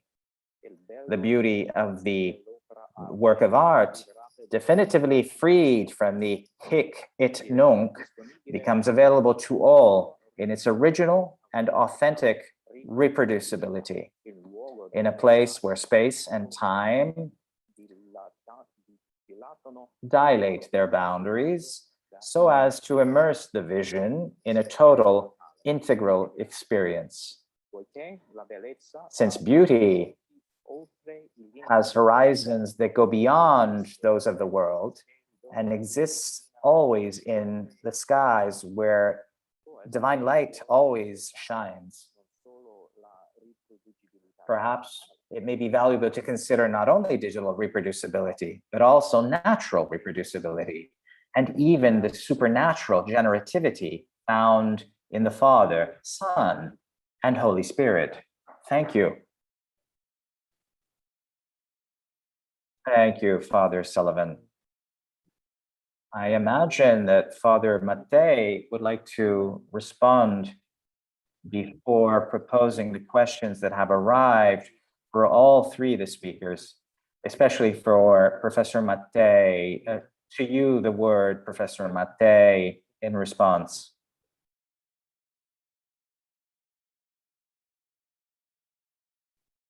Thank you. I just wanted to say, I'm having trouble activating the video. Just a moment, please. Here we are. So I would like to thank the co-relators, the respondents, for their interventions. I would like to take advantage of, I would like to underline that we do not intend the digital as a substitute to the human. When we think the digital as a substitute to the human, then we go toward all the dangers that have been underlined. The robot is not an artist that is capable of creating a new thing, whereas in artificial intelligence, we can make machines acquire capacities, skills, so that they can execute a task in a perfect way. But we cannot ask them to compose a new work of art. The genius, the creativity of the human cannot be replaced. Whereas the digital reproposes the past, elaborating it a bit. So it takes the data that it is fed with the experiences of the past, and it elaborates them, creating something new, but with something that comes from the past. The artist, on the other hand, man in general, is capable of creating, of thinking, of inventing for himself things that are new that were not available in the past. So in essence, as someone used to say, the computer is capable of moving very well in quantistic physics, but it is not capable of making a new scientific discovery. And this is the important thing. The work of art, before we were speaking about that, of the open work of art, or sequential. This is the great difference between analogic and digital. Analogic is linear. It is a ribbon. If I have to go listen to the third minute of Bach's fugue, I have to glide through the various minutes to get to the third one. Whereas the digital is not linear. I can go directly to the third minute. What does this mean? It practically means that I can take advantage for good the digital, because I can think of listening to that part of the execution which I find more, that conveys more emotionally to me. Let me give you an example. For example, in the presentation, I like Vivaldi and the concerts for flute. When I go on to some movements, particular movements, and the digital work of art allows me to do this, because it allows me to choose to create an atmosphere for myself that I desire, but to enjoy the work of art, but not as a substitution to the concert itself, but as a particular specific moment. The last thing that was pertained to the future. What will be the future? We cannot say, we do not know. Even if we don't know what artificial intelligence will be able to do, but there are some questions that arise of cognition, for example. Some think that the capacity of response to stimuli, thanks to sensors, computer sensors, represent for the digital or for the computer itself a form of experience. As in, gradually, through sensors that the computer is equipped with, it can perceive the external world, and learning the reactions that it must have compared to in the face of certain events, it's as if it would acquire the experience. So the experience is the first step to develop a cognition. We don't know really what the future will hold.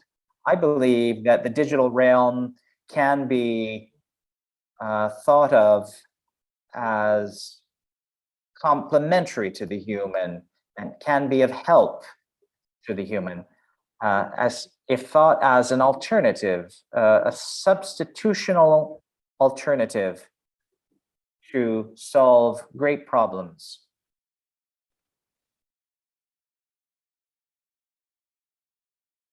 Thank you, Professor Mattei. We do not have time to give space to the other questions, in particular for Professor Mattei, which I will repropose according to the order.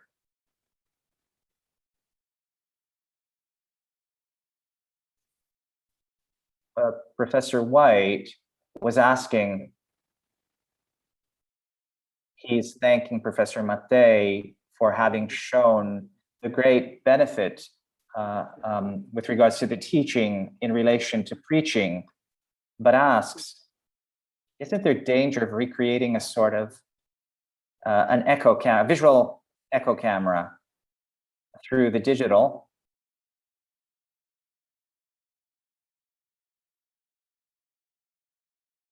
So aren't we supposed to bring back the immediacy of the physical?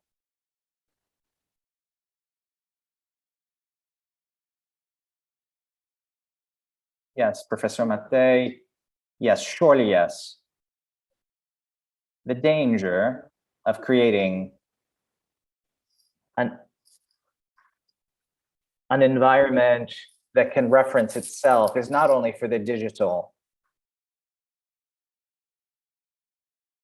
So the fact that these echo chambers, it is a danger that exists in the physical world. Certainly, one must need to come back to the human, to the humane, But we must put this within complementarity of the digital and not as a substitution. Obviously, the problem, as I was saying before, where does it arise? If I want to see works of art exclusively through the digital, then it is obvious that the digital, being lacking of certain senses, will not be able to provide me the entirety, the complexity of the work of art, even if it helps me to understand it. And it is obvious that when I'm facing the Mona Lisa, I have an experience, a reaction different from that of seeing it on a computer. But seeing it on the computer or through a computer and utilizing the digital realm to learn, to acquire, to refresh my memory of the experience of when I went to see in person at a certain exhibition, a certain work of art, the digital certainly helps us in understanding better, in refreshing our experiences, our memory. We need, I repeat, to think of the digital as complementary and not as a substitute. As if we see it as a substitute, the human becomes corrupted. And so there is a problem that lies within there. Thank you. I would like to propose another question that another participant has posed, and he connects with what you had said before. I find it very interesting and really new, the idea that the aura in a work of art could find itself in the digital realm as an apparition or an epiphany, and that this experience can contrast with the speed of consumption in the postmodern world. It seems very important for preaching. I'd be very interested to hear more on this idea, if possible, and on the consequences for preaching. Yes. The utilization of preaching, I don't know if, I wanted to make some examples.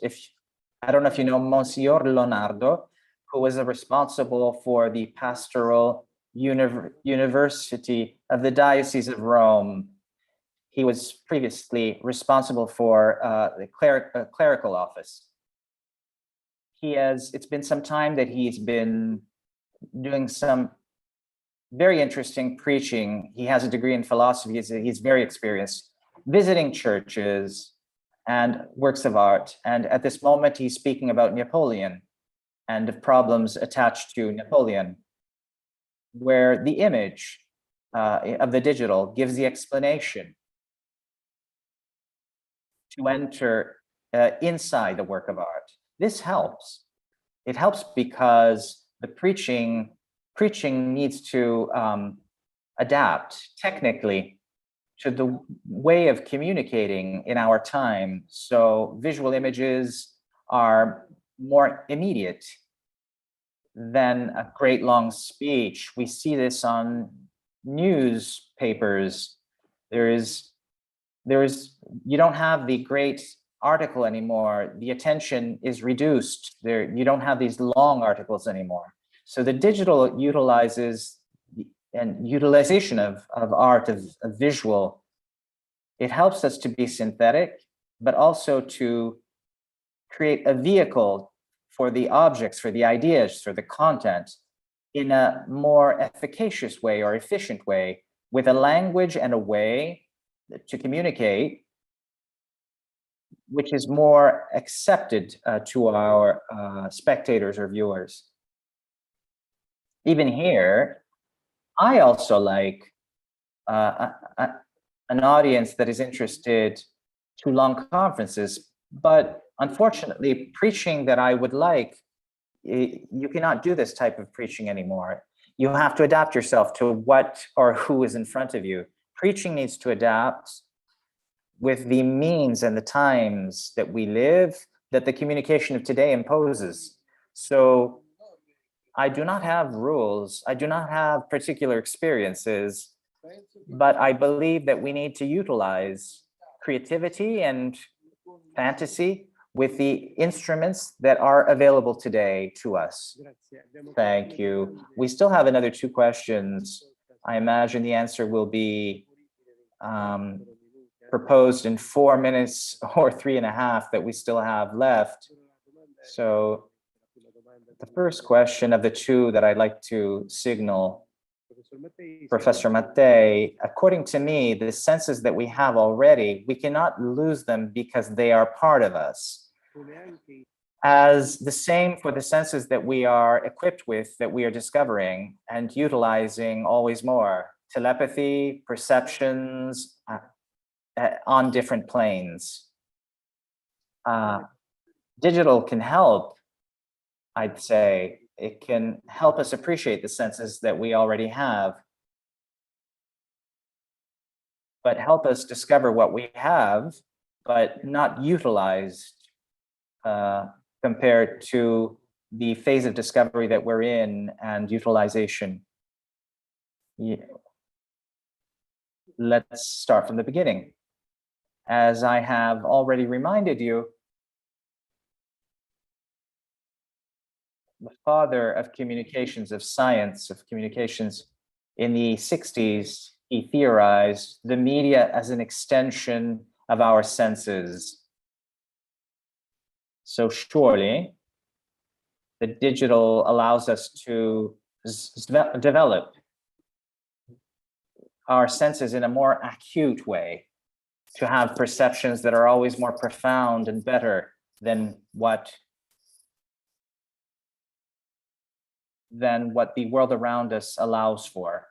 The digital realm helps us a lot in this, and because it stimulates very strongly our senses. When I speak of visors, virtual reality visors, you know, those glasses that you put, those goggles that you put on your face that you see on television, well, those are practically, they immerse you, but they also cheat you in believing that you've entered a new dimension. So, as I've shown before, they help us. But if we have new senses, I don't know. I don't know what new senses we have. I know that digital is a way of developing what we already have, that we all know, and to refine them so that they can help us to make new experiences of things that normally we wouldn't understand. Thank you so much. The last words of your answer will connect with the last question for Professor Mattei with a very rapid answer, please. In my personal experience, I noticed that digital exhibitions and also in virtual reality, where there is exclusively a 3D visor, are very appreciated by the young, and they make art enjoyable, in particular to children that are more keen on this type of reality. Do you believe this type of reality is an impoverishment, or on the contrary, enrich the art and bring it to the public, including the young? Very succinctly, to understand the problem is how children interact with animals. They see cows, chickens in television and in cartoons, but nobody takes them to a real factory, to a real farm to see them live. So National Geographic and all its documentaries, but that is very nice, but you have to see things live. And I will continue repeating. So complementarity of vision of the art for the young to have them come closer, but it's very important to have them perceive things in real life. Thank you. So we have 10 minutes. We'll pick up again at 11:45 with the last relation.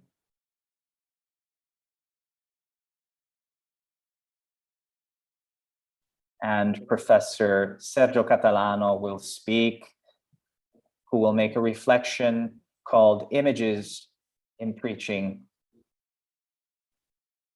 Thank you to all, and I will see you later. Thank you.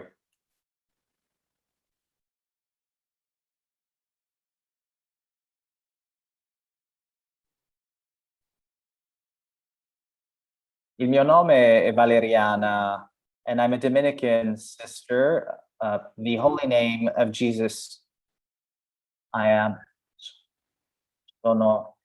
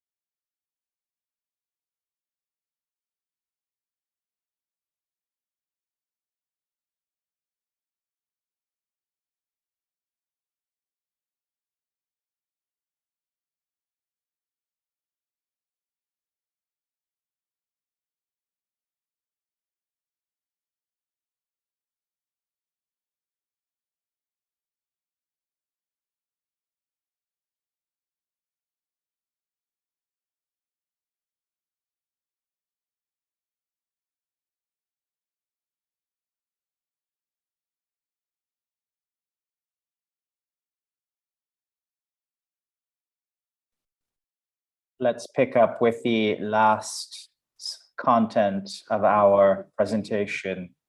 And we could not end with in a better way as with Sergio Catalano, friar of the Order of Preachers, but also an architect. And so directly implicated in the creation of beauty, of artistic things. Let's conclude our conference, who in a very adequate way can synthesize the topic of our conference.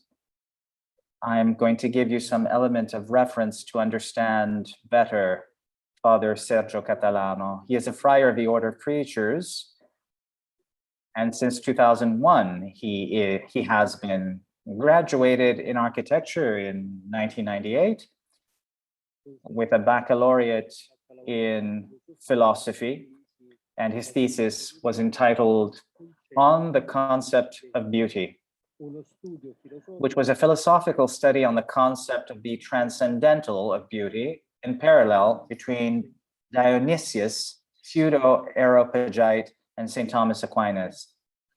He obtained the baccalaureate in theology at the theological faculty of Emilia-Romagna.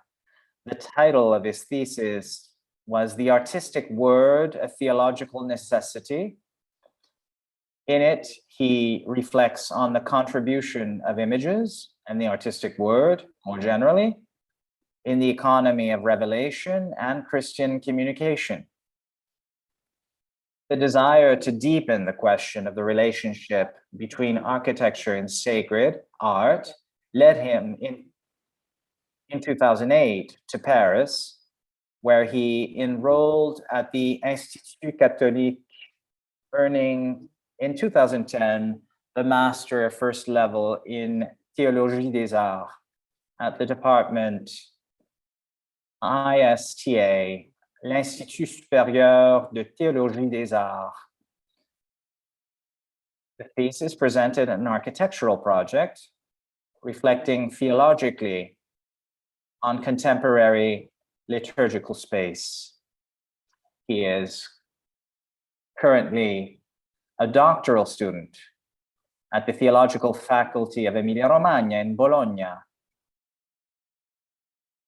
where he is doing a research paper in which he studies the interactions between art, architecture, and theology in the Dominican conventual space. He is an expert in liturgy and participates in design competitions by the Italian Episcopal Conference, and he is also a contract professor of dogmatic theology at LAMSA in Palermo. I am pleased to pass the floor to Father Sergio. Thank you, Father Marco, for the introduction.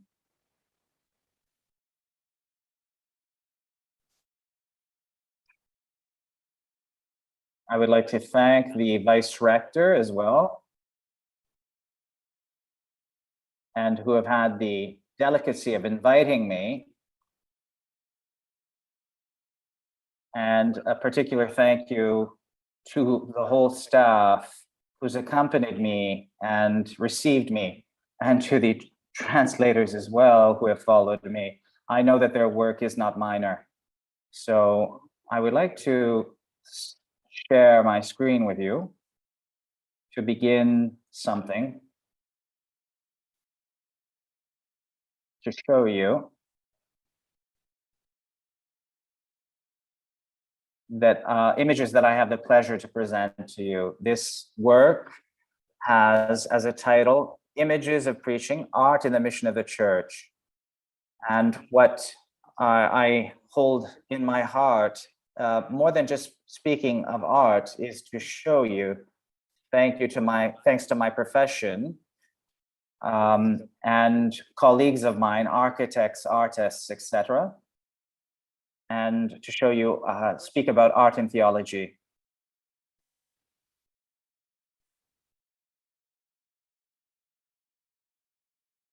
let's start by saying if preaching on the level of content takes its strength from the Spirit at work in believers and is sustained by the authority of the witness, on the level of form,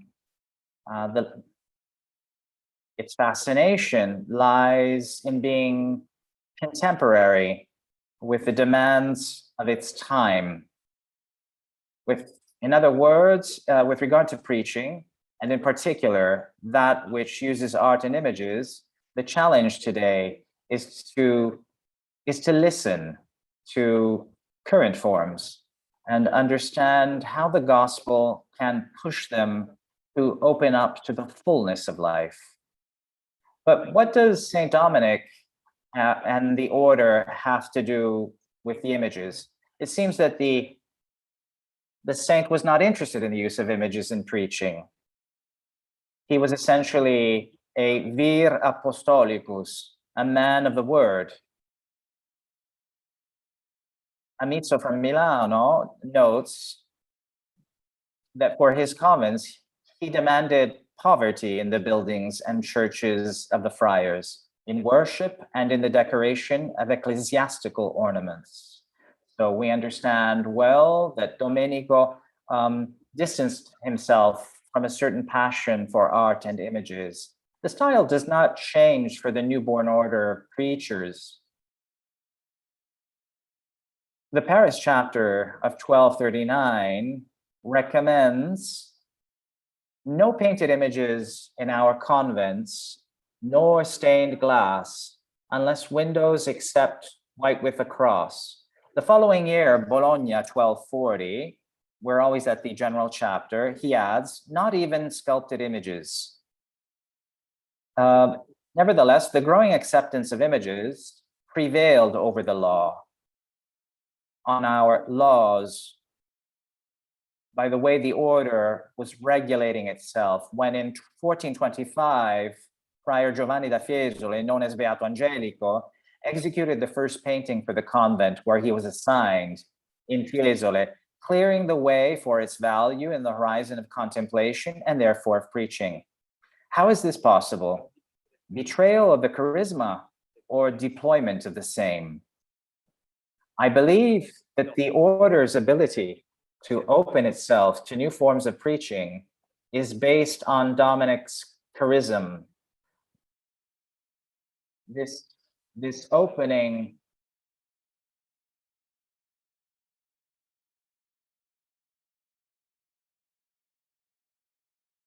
a regular canon free to transform itself in an innovative preacher. The order of preachers would be born from a certain docilitas of the saint. Jordan of Saxony describes Dominic as sensitive and attentive. We read that in the De Bellus. His humilitas allowed him to grasp from the earth the motions of heaven, returning an incarnational preaching to current life. Listening, being involved, and directed towards heaven was the way Dominic inhabited the earth.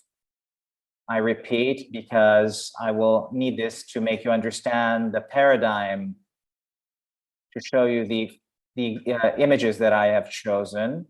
Listening, being involved, and directed towards heaven.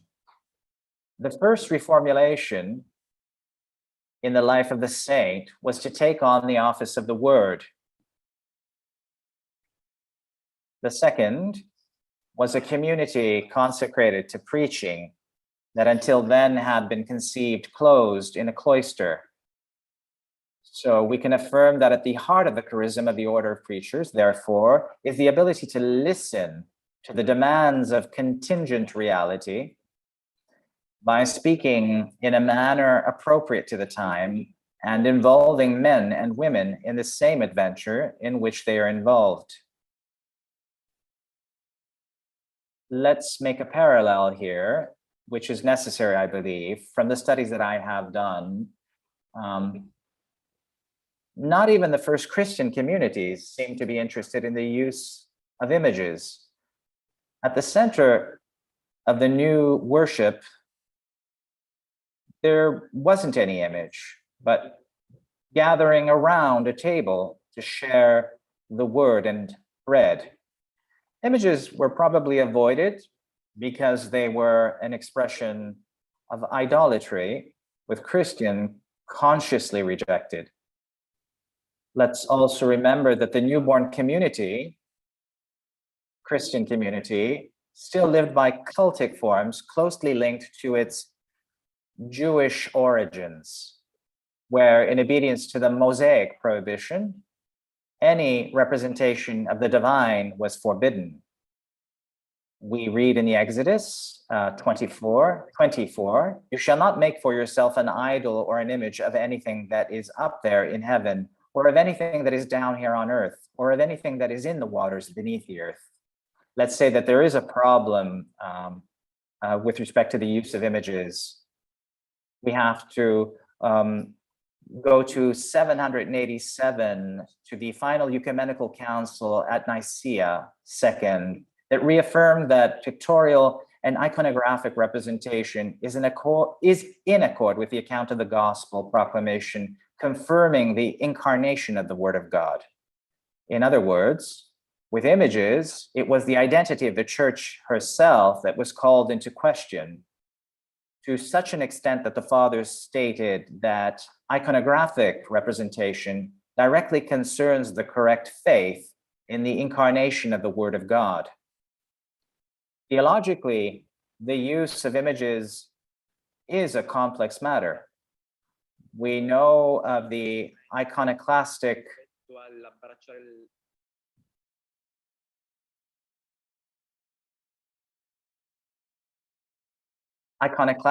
interludes in the West and in Byzantium between the 8th and 11th centuries.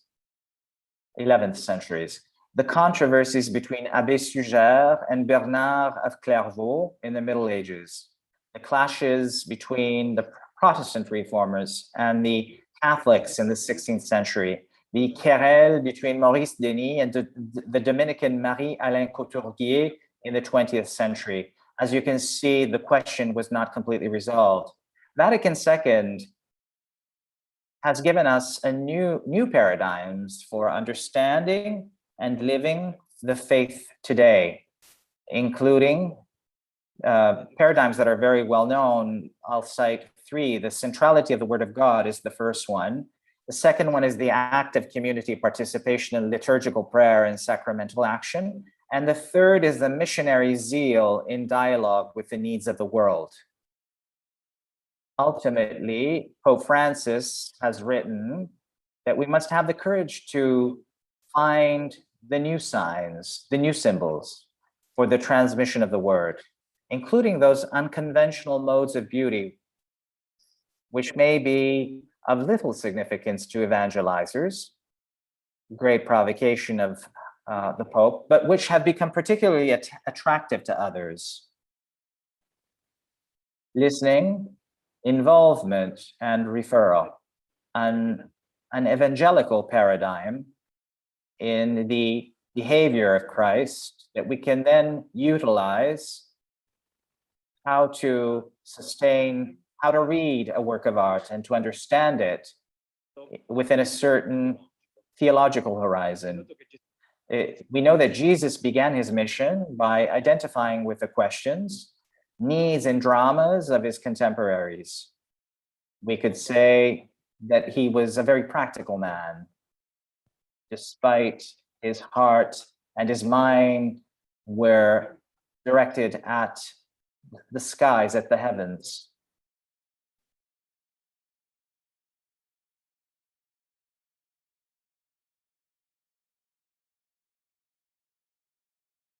Giving back to God what is God's. His style was also involved, and his community learned the specifics of the mission by remembering his Lord.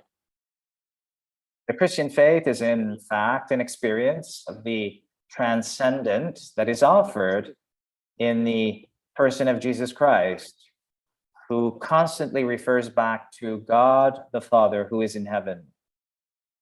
In analogy to this paradigm, we can point out at the subspecie predicationis, which are evangelical characteristics. After this introduction, we'll look at two works of art that in 2016, the Jubilee year of the 800th anniversary of the approval of the order of preachers, as in we are celebrating the 800 years of St. Dominic, we had the opportunity to look into different operations, but in particular in two, which implied me as a member in a team of architects and artists. The first one, called I nomi della giustizia, luci per the names of justice, lights for memory, an installation performance at the Church of St. Dominic in Palermo, where I presently live, which is linked to the work of the Falcone Foundation around the culture of legality. The second that I will show has the title of Dominus Tecum, a small architecture sculpture at the headquarters of LUMSA in Palermo, in order to evoke the Dominican spirituality of Luigi Tincani and the missionaries of the school. 3 are the stages through which to reread the works. I must thank the architects that have sustained me, but have also encouraged me, that who I'm still working with: Giuseppe Alessi, Filippo Amara,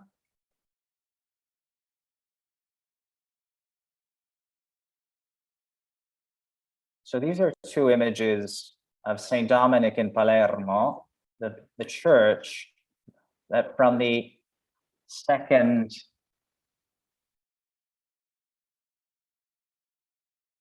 in that year, in 2016,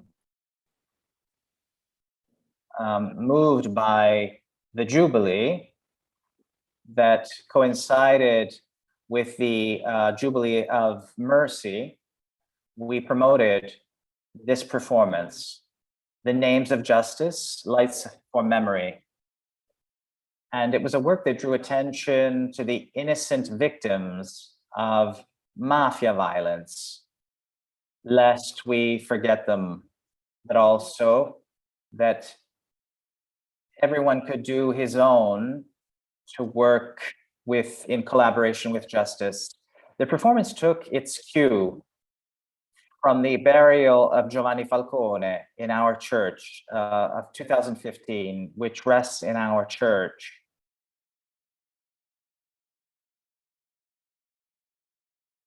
St. Dominic is Pantheon of the Illustrious of Sicily.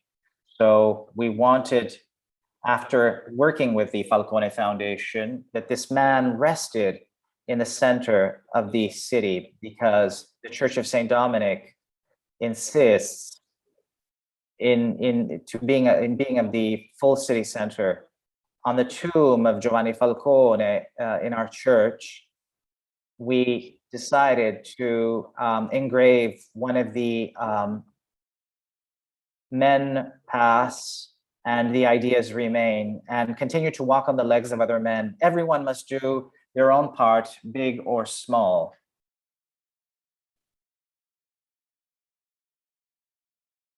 There are several reasons that led us to promote the transfer of the judge. In particular, you can see two images here of this work of art. I, together with other architects, were the planners, also for the will of the Falcone Foundation. We wanted to place an evangelical sign, an emblematic place of the city, in support of the work of the many committed to the service of justice.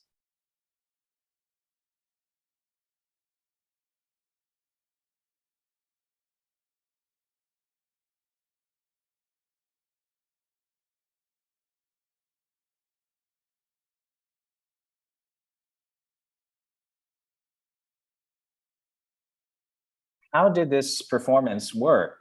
So first of all, we listened to the life present around us, many faithful, many tourists, many people who were passing by and who were stopping in front of the sepulcher. And so this suggested that there were many non-believers that, because of this presence, came into this space. So we involved a series of actors between institutions and free citizens.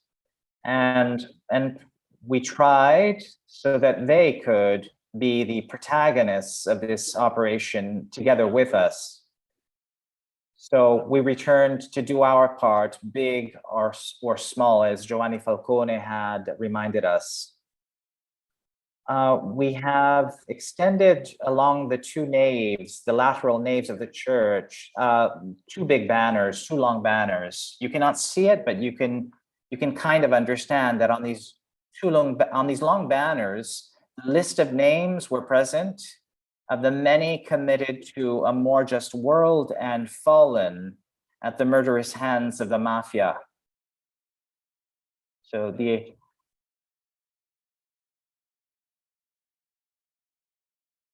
it was an infinite list, unfortunately.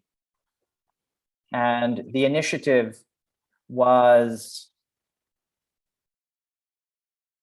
we thought of how to illuminate, how to give light to these names. In a certain specific moment, the work of art that I'm presenting is an ephemeral work of art because it only lasted one afternoon, from the afternoon until the evening. So many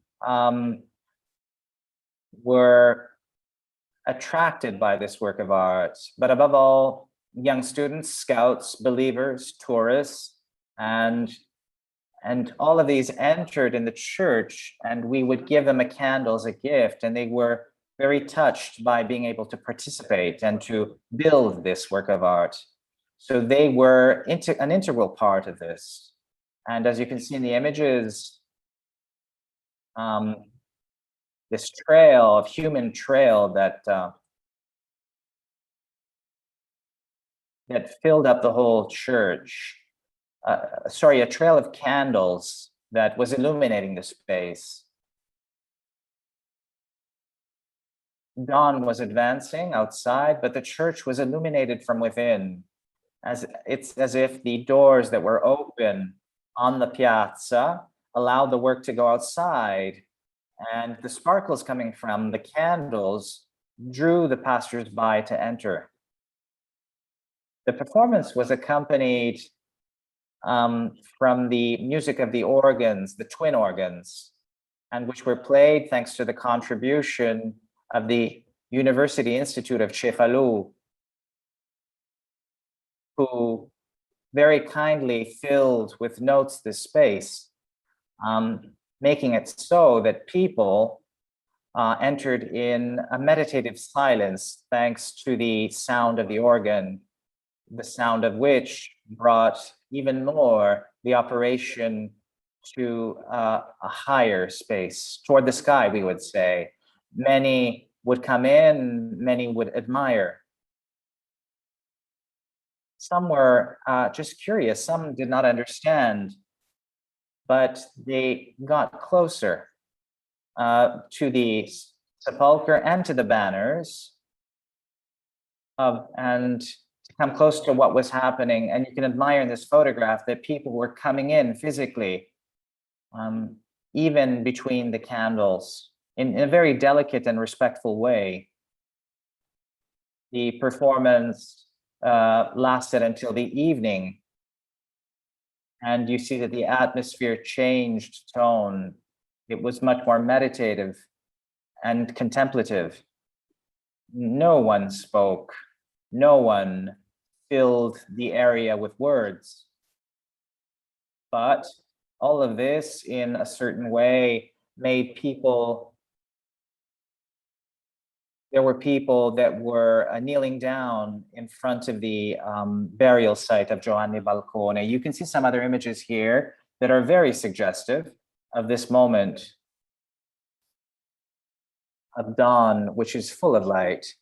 the lights along the naves, the church wide open on the city, the two huge banners that towered upwards, and the uninterrupted music of the organ redesigned the sacred space, transporting all those who were present, who came and went, towards the aim of the performance, to live this space where we could do our part, no matter how big or small. Anish Kapoor, one of the greatest contemporary artists that I had the chance of seeing his works of art in Paris during my stay, loved to have works come into the sacred spaces, changing the perception of the space so that you could capture other aspects of the space, otherwise not readable or impossible to understand. I think it can help so that historical churches can return to become contemporary spaces, a place where things happen that continue to speak to the man, the contemporary man. Men pass, the ideas remain, and they remain their moral tensions that continue to walk on the legs of other men. Each one of us has to do his part, small or large that it may be. We wanted to create a homage to this man and to have his ideas continue through art and the image in particular that lighted up with a new light the church in question. The second image that I'd like to show you is something that was realized in 2016. And it was built in memory of a student who has disappeared, Federica Lopresti, whose parents wanted to make this homage in the new siège of the LUMSA in Palermo. We accepted with my team to take on this commission. It was not easy at all because we had to individuate. We had to point out the theme, the topic. The LUMSA in Palermo is what you're seeing in the image. And the first thing we asked ourselves was, what was the topic of the work of art? So we went to take from Luigi Tincani and his thoughts, who had at the center of his provocation a particular relation with the mystery of the Annunciation. I wonder who of us has not had a particular encounter with God, is not attached to what Trinca believed. The title of the work is Dominus Tecum, and it's constituted by two statues in enamel terracotta that represent reciprocally the Virgin Mary and the angel Gabriel, with a structure in stainless steel corten and a flooring in stone called Billeri from Palermo, and a seat that completes this tri-dimensional work of art. The theological theme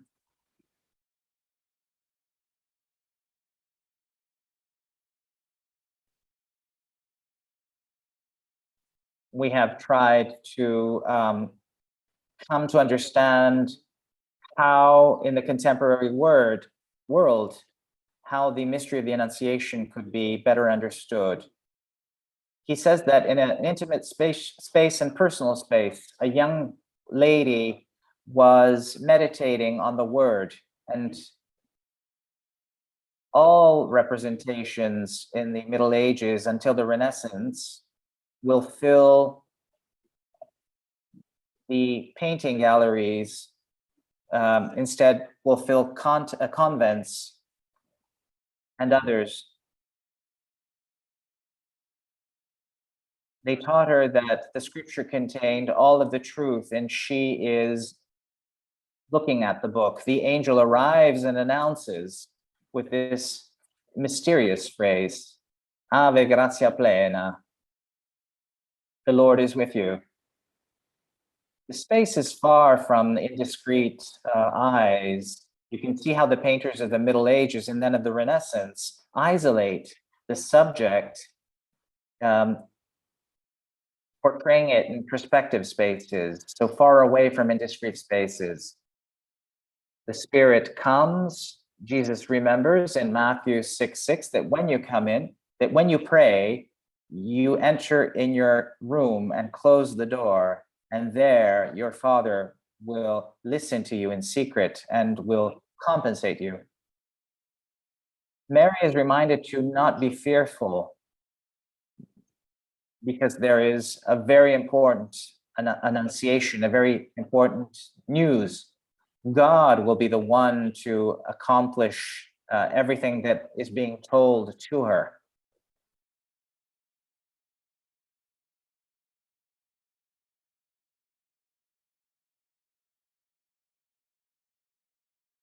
From the artistic point of view, the Annunciation is one of the most represented themes in Christian art.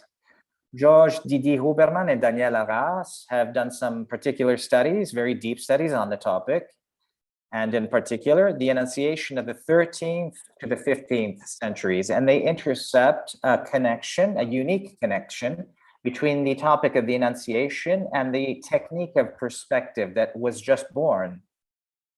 And this to say what exactly? It's to say that even then, art has positioned itself. Artists had come up with the problem of making the subject contemporary. Why? Because otherwise, if it was not contemporary, the reading would have been very difficult to understand, the reading of the work of art. So the Annunciation comes into a three-dimensional space, and the eye starts to become attracted to the space of the Annunciation. So he who looks becomes protagonist of the work of art.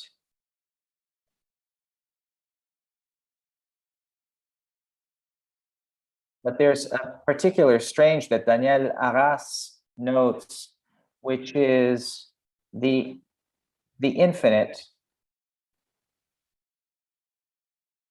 The infinite in the finite.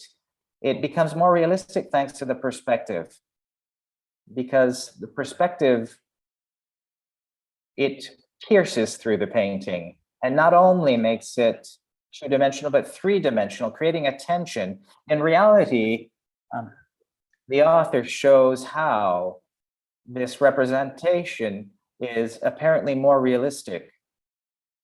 He hyper realizes it because the technique of optics explains how the perspective in reality is a false vision, because perspective captures the subject in a modular way, not in a way in which we usually see things. So what does this technique do? It hyper realizes the subject, placing it even more in the mystery. So the subject is even better represented. Even if the subject seems within a horizon and clear, the painter, in an extraordinary way, they keep him, thanks to this technique, in the mystery, in a greater mystery. We owe this to the intuition of these art critics. But let's enter into the liveliness of our work of art. Dominus Tecum, it's a sort of transposition of the place of the Annunciation from the virtual space of perspective, from the narrative space of literature, to the virtual space of, to the real space of architecture. And in the reification, in a sort of room of an hortus conclusus, in which the event would like to represent itself. So what are the subjects? You can see from the image, the subjects are an open room and a garden that diffuses the pre-existent garden. what can you see entering? You cannot see very much, but just a wall in stainless steel with these folds that accelerate the perspective.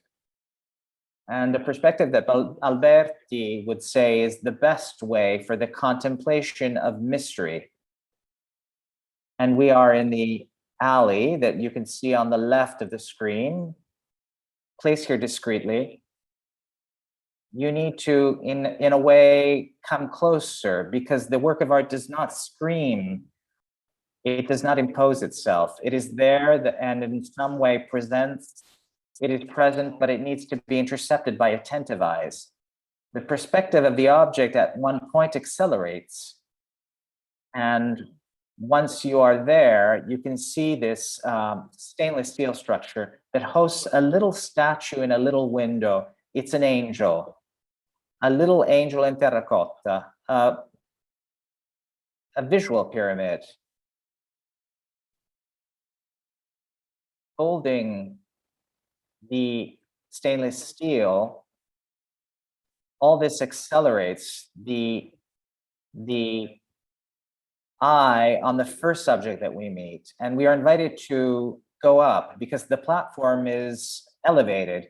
It's as if we entered in another place, in a real place of the Annunciation. And here we go beyond the entrance, and which is individuated by the window. And in this window, there is light that comes in.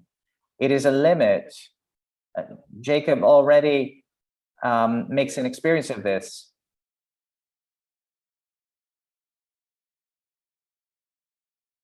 Scripture allows us to see it in the dream of this man.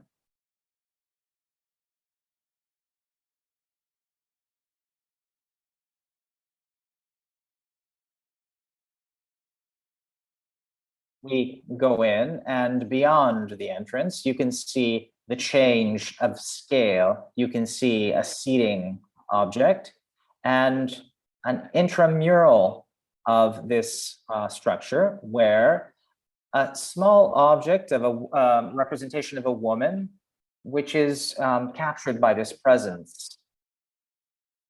This presence that at a certain point enters in dialogue with her.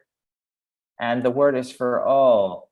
And that is why the seating structure is waiting for he or she wants to enter into the mystery. We know that faith is an experience that chooses you.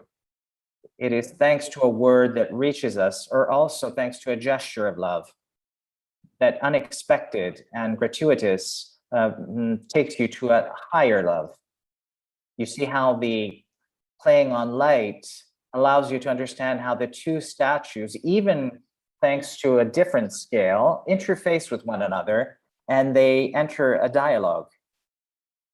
The response of Mary is obviously very well known. The angel distances himself from Mary, and we see him on the other side. And once inside, what happens? What happens outside of this room? The life that goes by, students that go by, students that converse, that stop to chat, and that probably every once in a while look at this work of art and contemplate on it.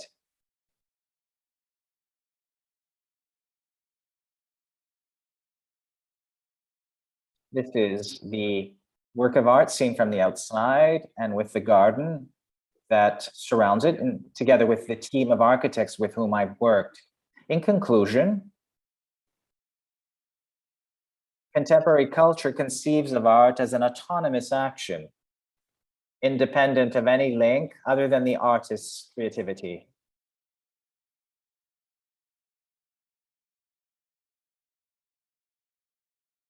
In fact, as the scholastics and St. Thomas among them remember, nil est intellectu quod prius non fuerit in sensu. Nothing is within us if it is not outside of us before. We find the same concept in the incipit of Italo Calvino's Lezioni Americane, in a time closer to ours. He says that fantasy is a place where it rains inside. So we must allow the world to enter within us, as we can see also in the works of Picasso and Matisse later on, and more generally in modern artists. The dimension of autonomy always implies a reference to reality, without which the works would be reduced to mere tautology. The church has always used images to represent the content of her faith.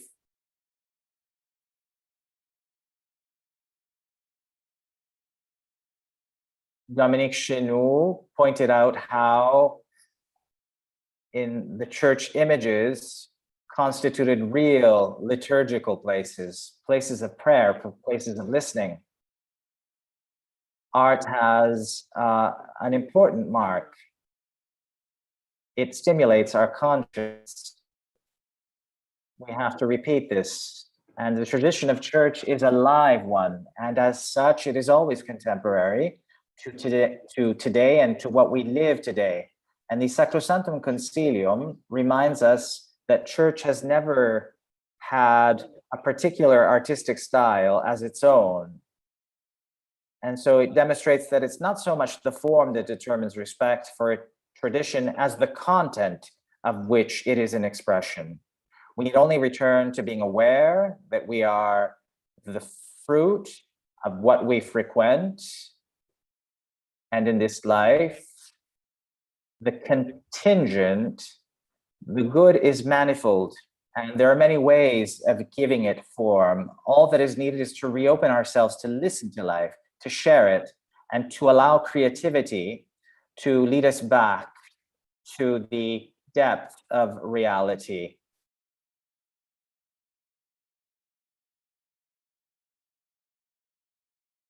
As Paolo reminds us in the letter to the Ephesians, this has helped us to understand how today art can help many of us to enter in the mysteries of the faith that which we contemplate and which we meditate on Sundays or every day, us Christians. It can help many.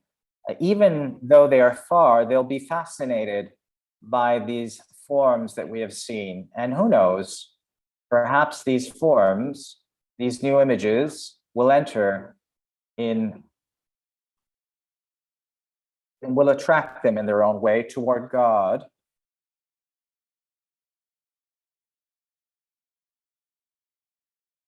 Thank you for listening.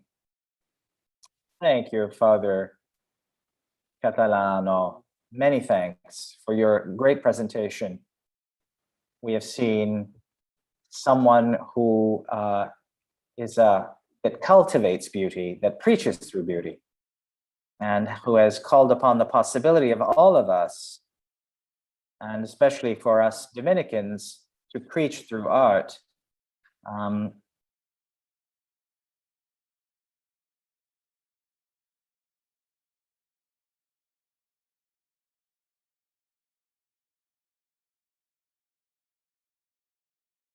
To make the reality of God alive and real.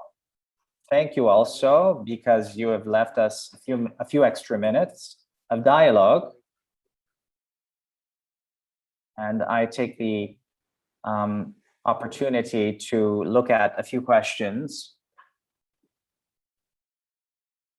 There was a question by Father Dominic White.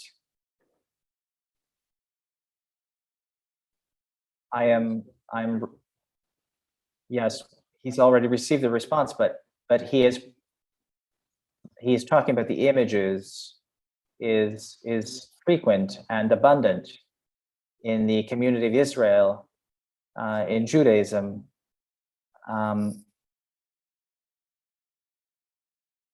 We have many testimonies to this reference, both in the New Testament. Father White was referring to the Apocalypse and also to the letter of James. And to the baptistery of Dura Europus.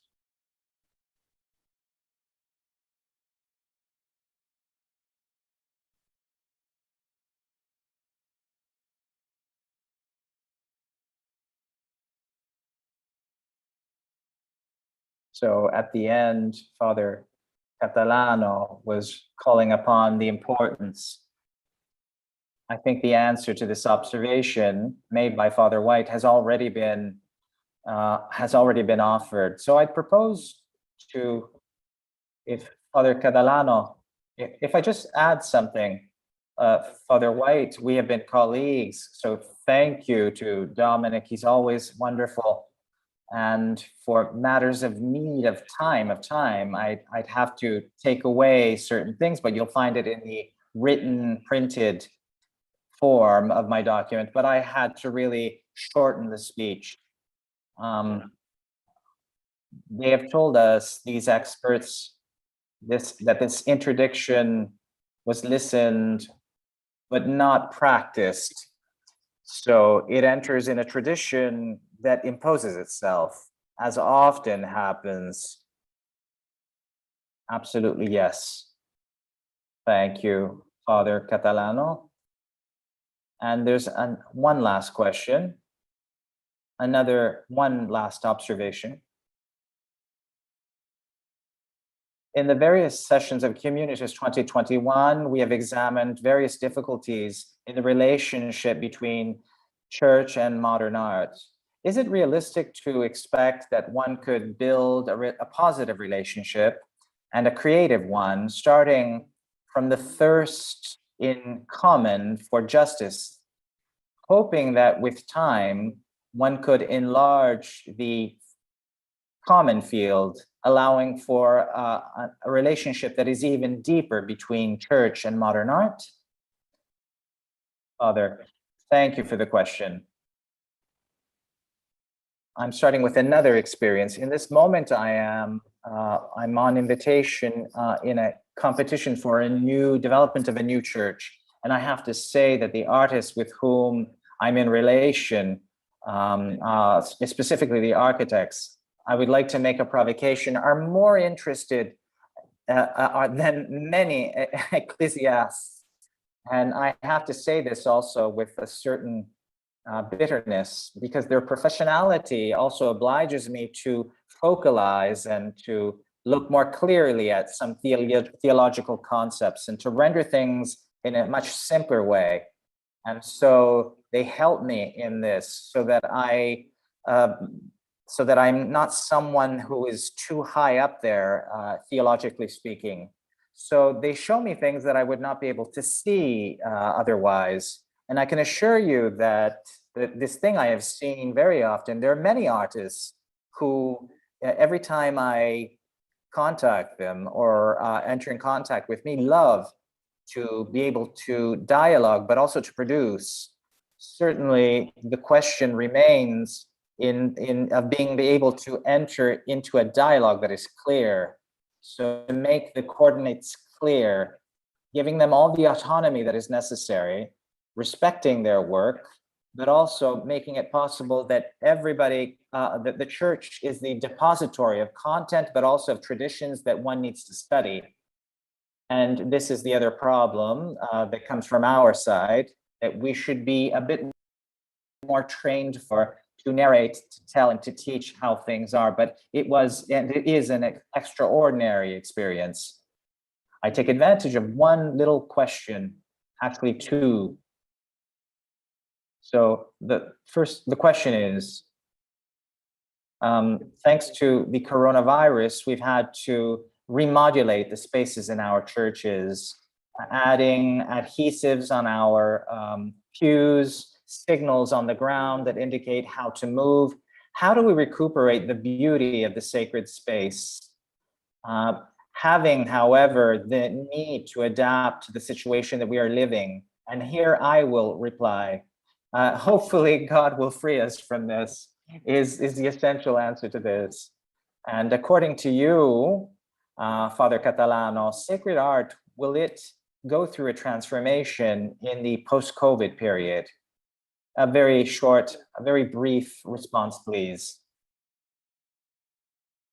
I'm not a prophet of the future, of the immediate future, but it is clear that the post-COVID time will oblige us, as it has, to reorganize ourselves completely with respect to the numbers of communities, and also to the spaces and how we live the spaces. And I ask myself something as a provocation, and maybe Vatican II has to realize itself. Remember the 3 points. Fundamentally, the first image of a united community that prays around places or thanks to places like the altar, the ambo.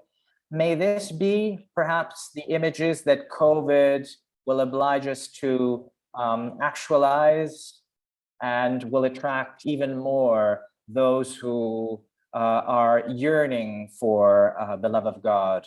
Thank you, Father, for this further answer. And I'd like to thank the other presenters of this morning. And I would also like to also thank Sister Helen, who is the director of this orchestra. Thank you so much for that. And also the whole team that is in the backstage, and all the participants to this encounter for today. I'd like to thank you and lead the word to the rector.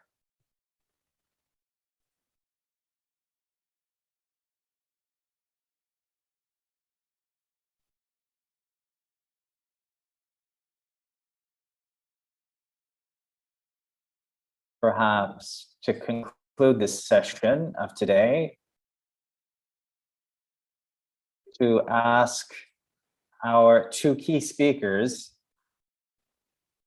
to synthesize the things that seem to you essential for this conference. And after, I will also give my point of view, my speech, okay? Is that all right with you? So perhaps Father Dominic, and then back to Father Sergio as well, to conclude this encounter and to hear the word from our experts. Please go ahead, Father Dominic. The screen is yours. Thank you very much, Father Thank Michal. you, Father Michal. And also, sorry, I'm just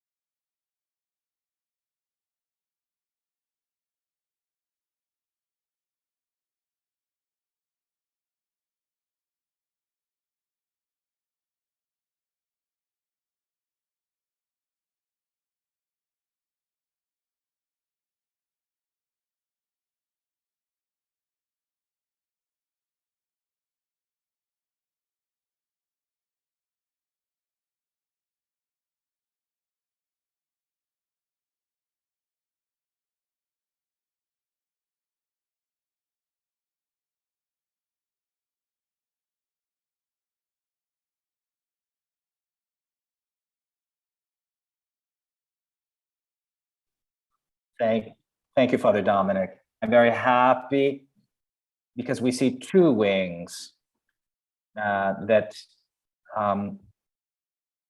Father Sergio, the conclusion of the conference is for you, because I can imagine that you have the possibility of following the other speeches, I believe. First of all, thank you, Rector. I have to thank you, Dominic, for what you've said, because you've said something very beautiful.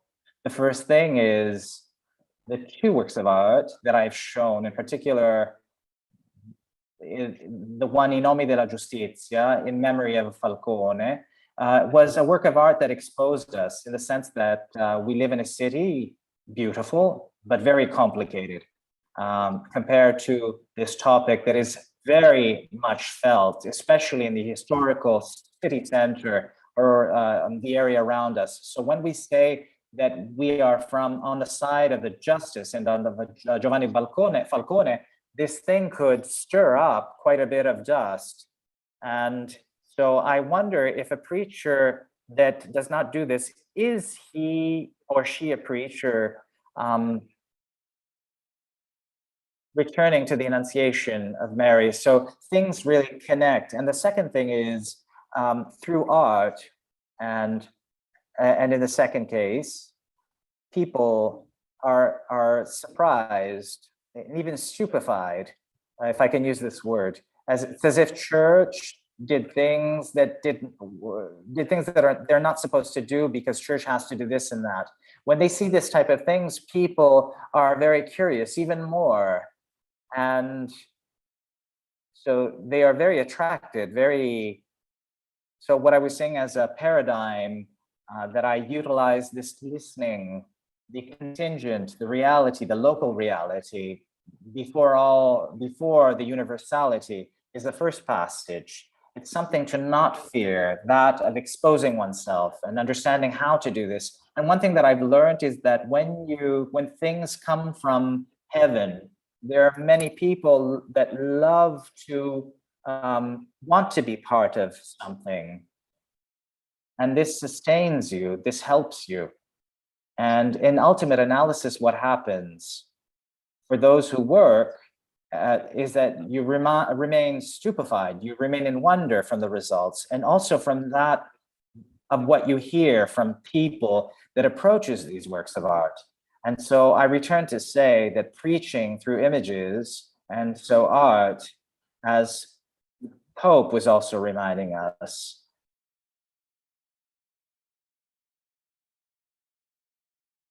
if we cannot open the church in this way, we risk rendering our churches as museums where rarely people will come and become interested. So I hope this conference can relaunch the topic in even a greater way. Thank you so much for this conclusion on behalf of you experts. It is very interesting. And we must pass on to the conclusion of the rector, which will be much more banal. But it needs to be expressed just the same. And there's a few important words to take inspiration from as a representative of the university. We are concluding the the last day of the conference, special conference in a special year, the year of the 800th anniversary of the death or birth to the heavens of St. Dominic's. We wanted to reflect on one of the essential dimensions of St. Dominic's way of serving church. I am very happy that we have been able of doing this with such energy.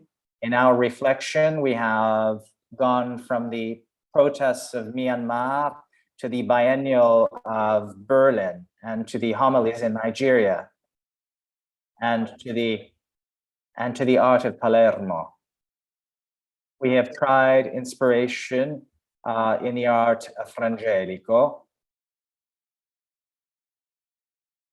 on the proposals of Christians in contemporary art, we have analyzed the space of the announcement of the gospel, but we have also asked ourselves questions on the virtual realm, which is a new challenge for us. And all of this we have done as professors and students together with the professors and the students of the different faculties, and Institute Mater Ecclesiae with the members of the Dominican family, and with our dear friends of different parts of the world from different continents. All of this leads me to the topic or thesis that we are concluding. The most interesting event, the richest of the Dominican Jubilee of the 800th century of the birth of St. Dominic to the heavens. And if we want to be more modest, one of the most interesting events of the Jubilee. We must not be surprised that this is the way it is. The Angelicum, being the university in the heart of Rome, wants to and must create the space for projects this important and rich that can serve the whole order. As the next step, we will put together the main papers and texts from the respondents into digital publication in English and Italian, and if we can, in other languages, so that we can offer this as a gift from our university to the whole order and the church. Here are the last two practical points. The study day has been recorded and we will be available on the conference website as soon as possible. And I encourage you to do a little publicity for us, because we have been witnesses of this, of the quality of this conference. All those who have registered at eventbrite.it for Communitas 2021 have the opportunity to receive a gift from our university, which is a cloth tote bag that you can pick up at the Angelicum concierge desk by showing your Eventbrite ticket. If there is no possibility to reach the Angelicum and you can cover the shipping costs, you can receive the bag alternatively by mail. The only thing left is the most beautiful task of the day, that of thanking everyone who made the Communitas 2021 phenomenon possible. I would like to thank, first of all, Sister Ellen, the Vice Rector of our university,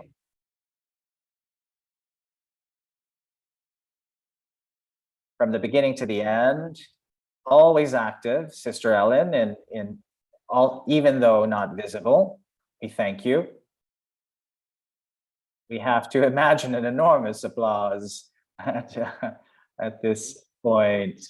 I would like to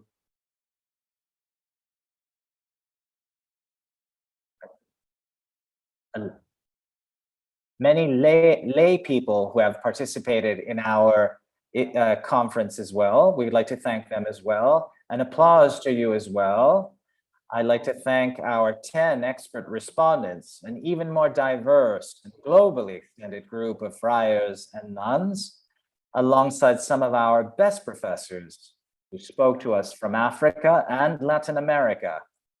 I thank the two keynote speakers, Dominic White and Sergio Catalano, who live the connection between preaching and the arts every day. I also thank our translator, Giuseppe, who translated all the sessions of Communitas 2021, changing from Italian without any break.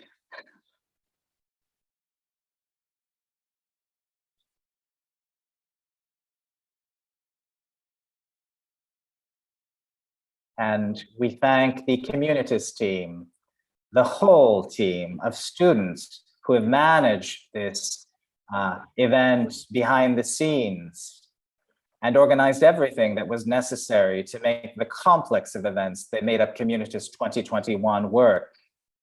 meaning Mioara, Paloma, Olena, Vanessa, Veronica, Joseph, Simona, Rita, Edlira, Mark, Camis, Marilena, Gabriela, with expert backup from Marta of the PUST Development Office and from Valerio of Adjuvantes.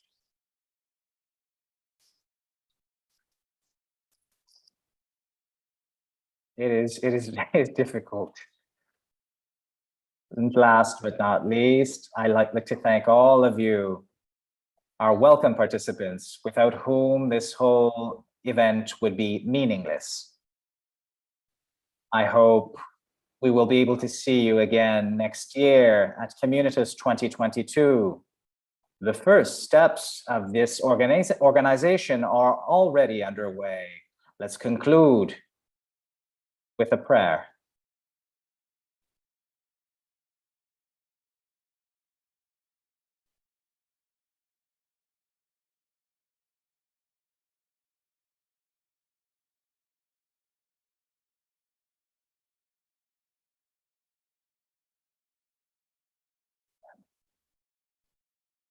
Have a good evening to all of you. Thank you once again.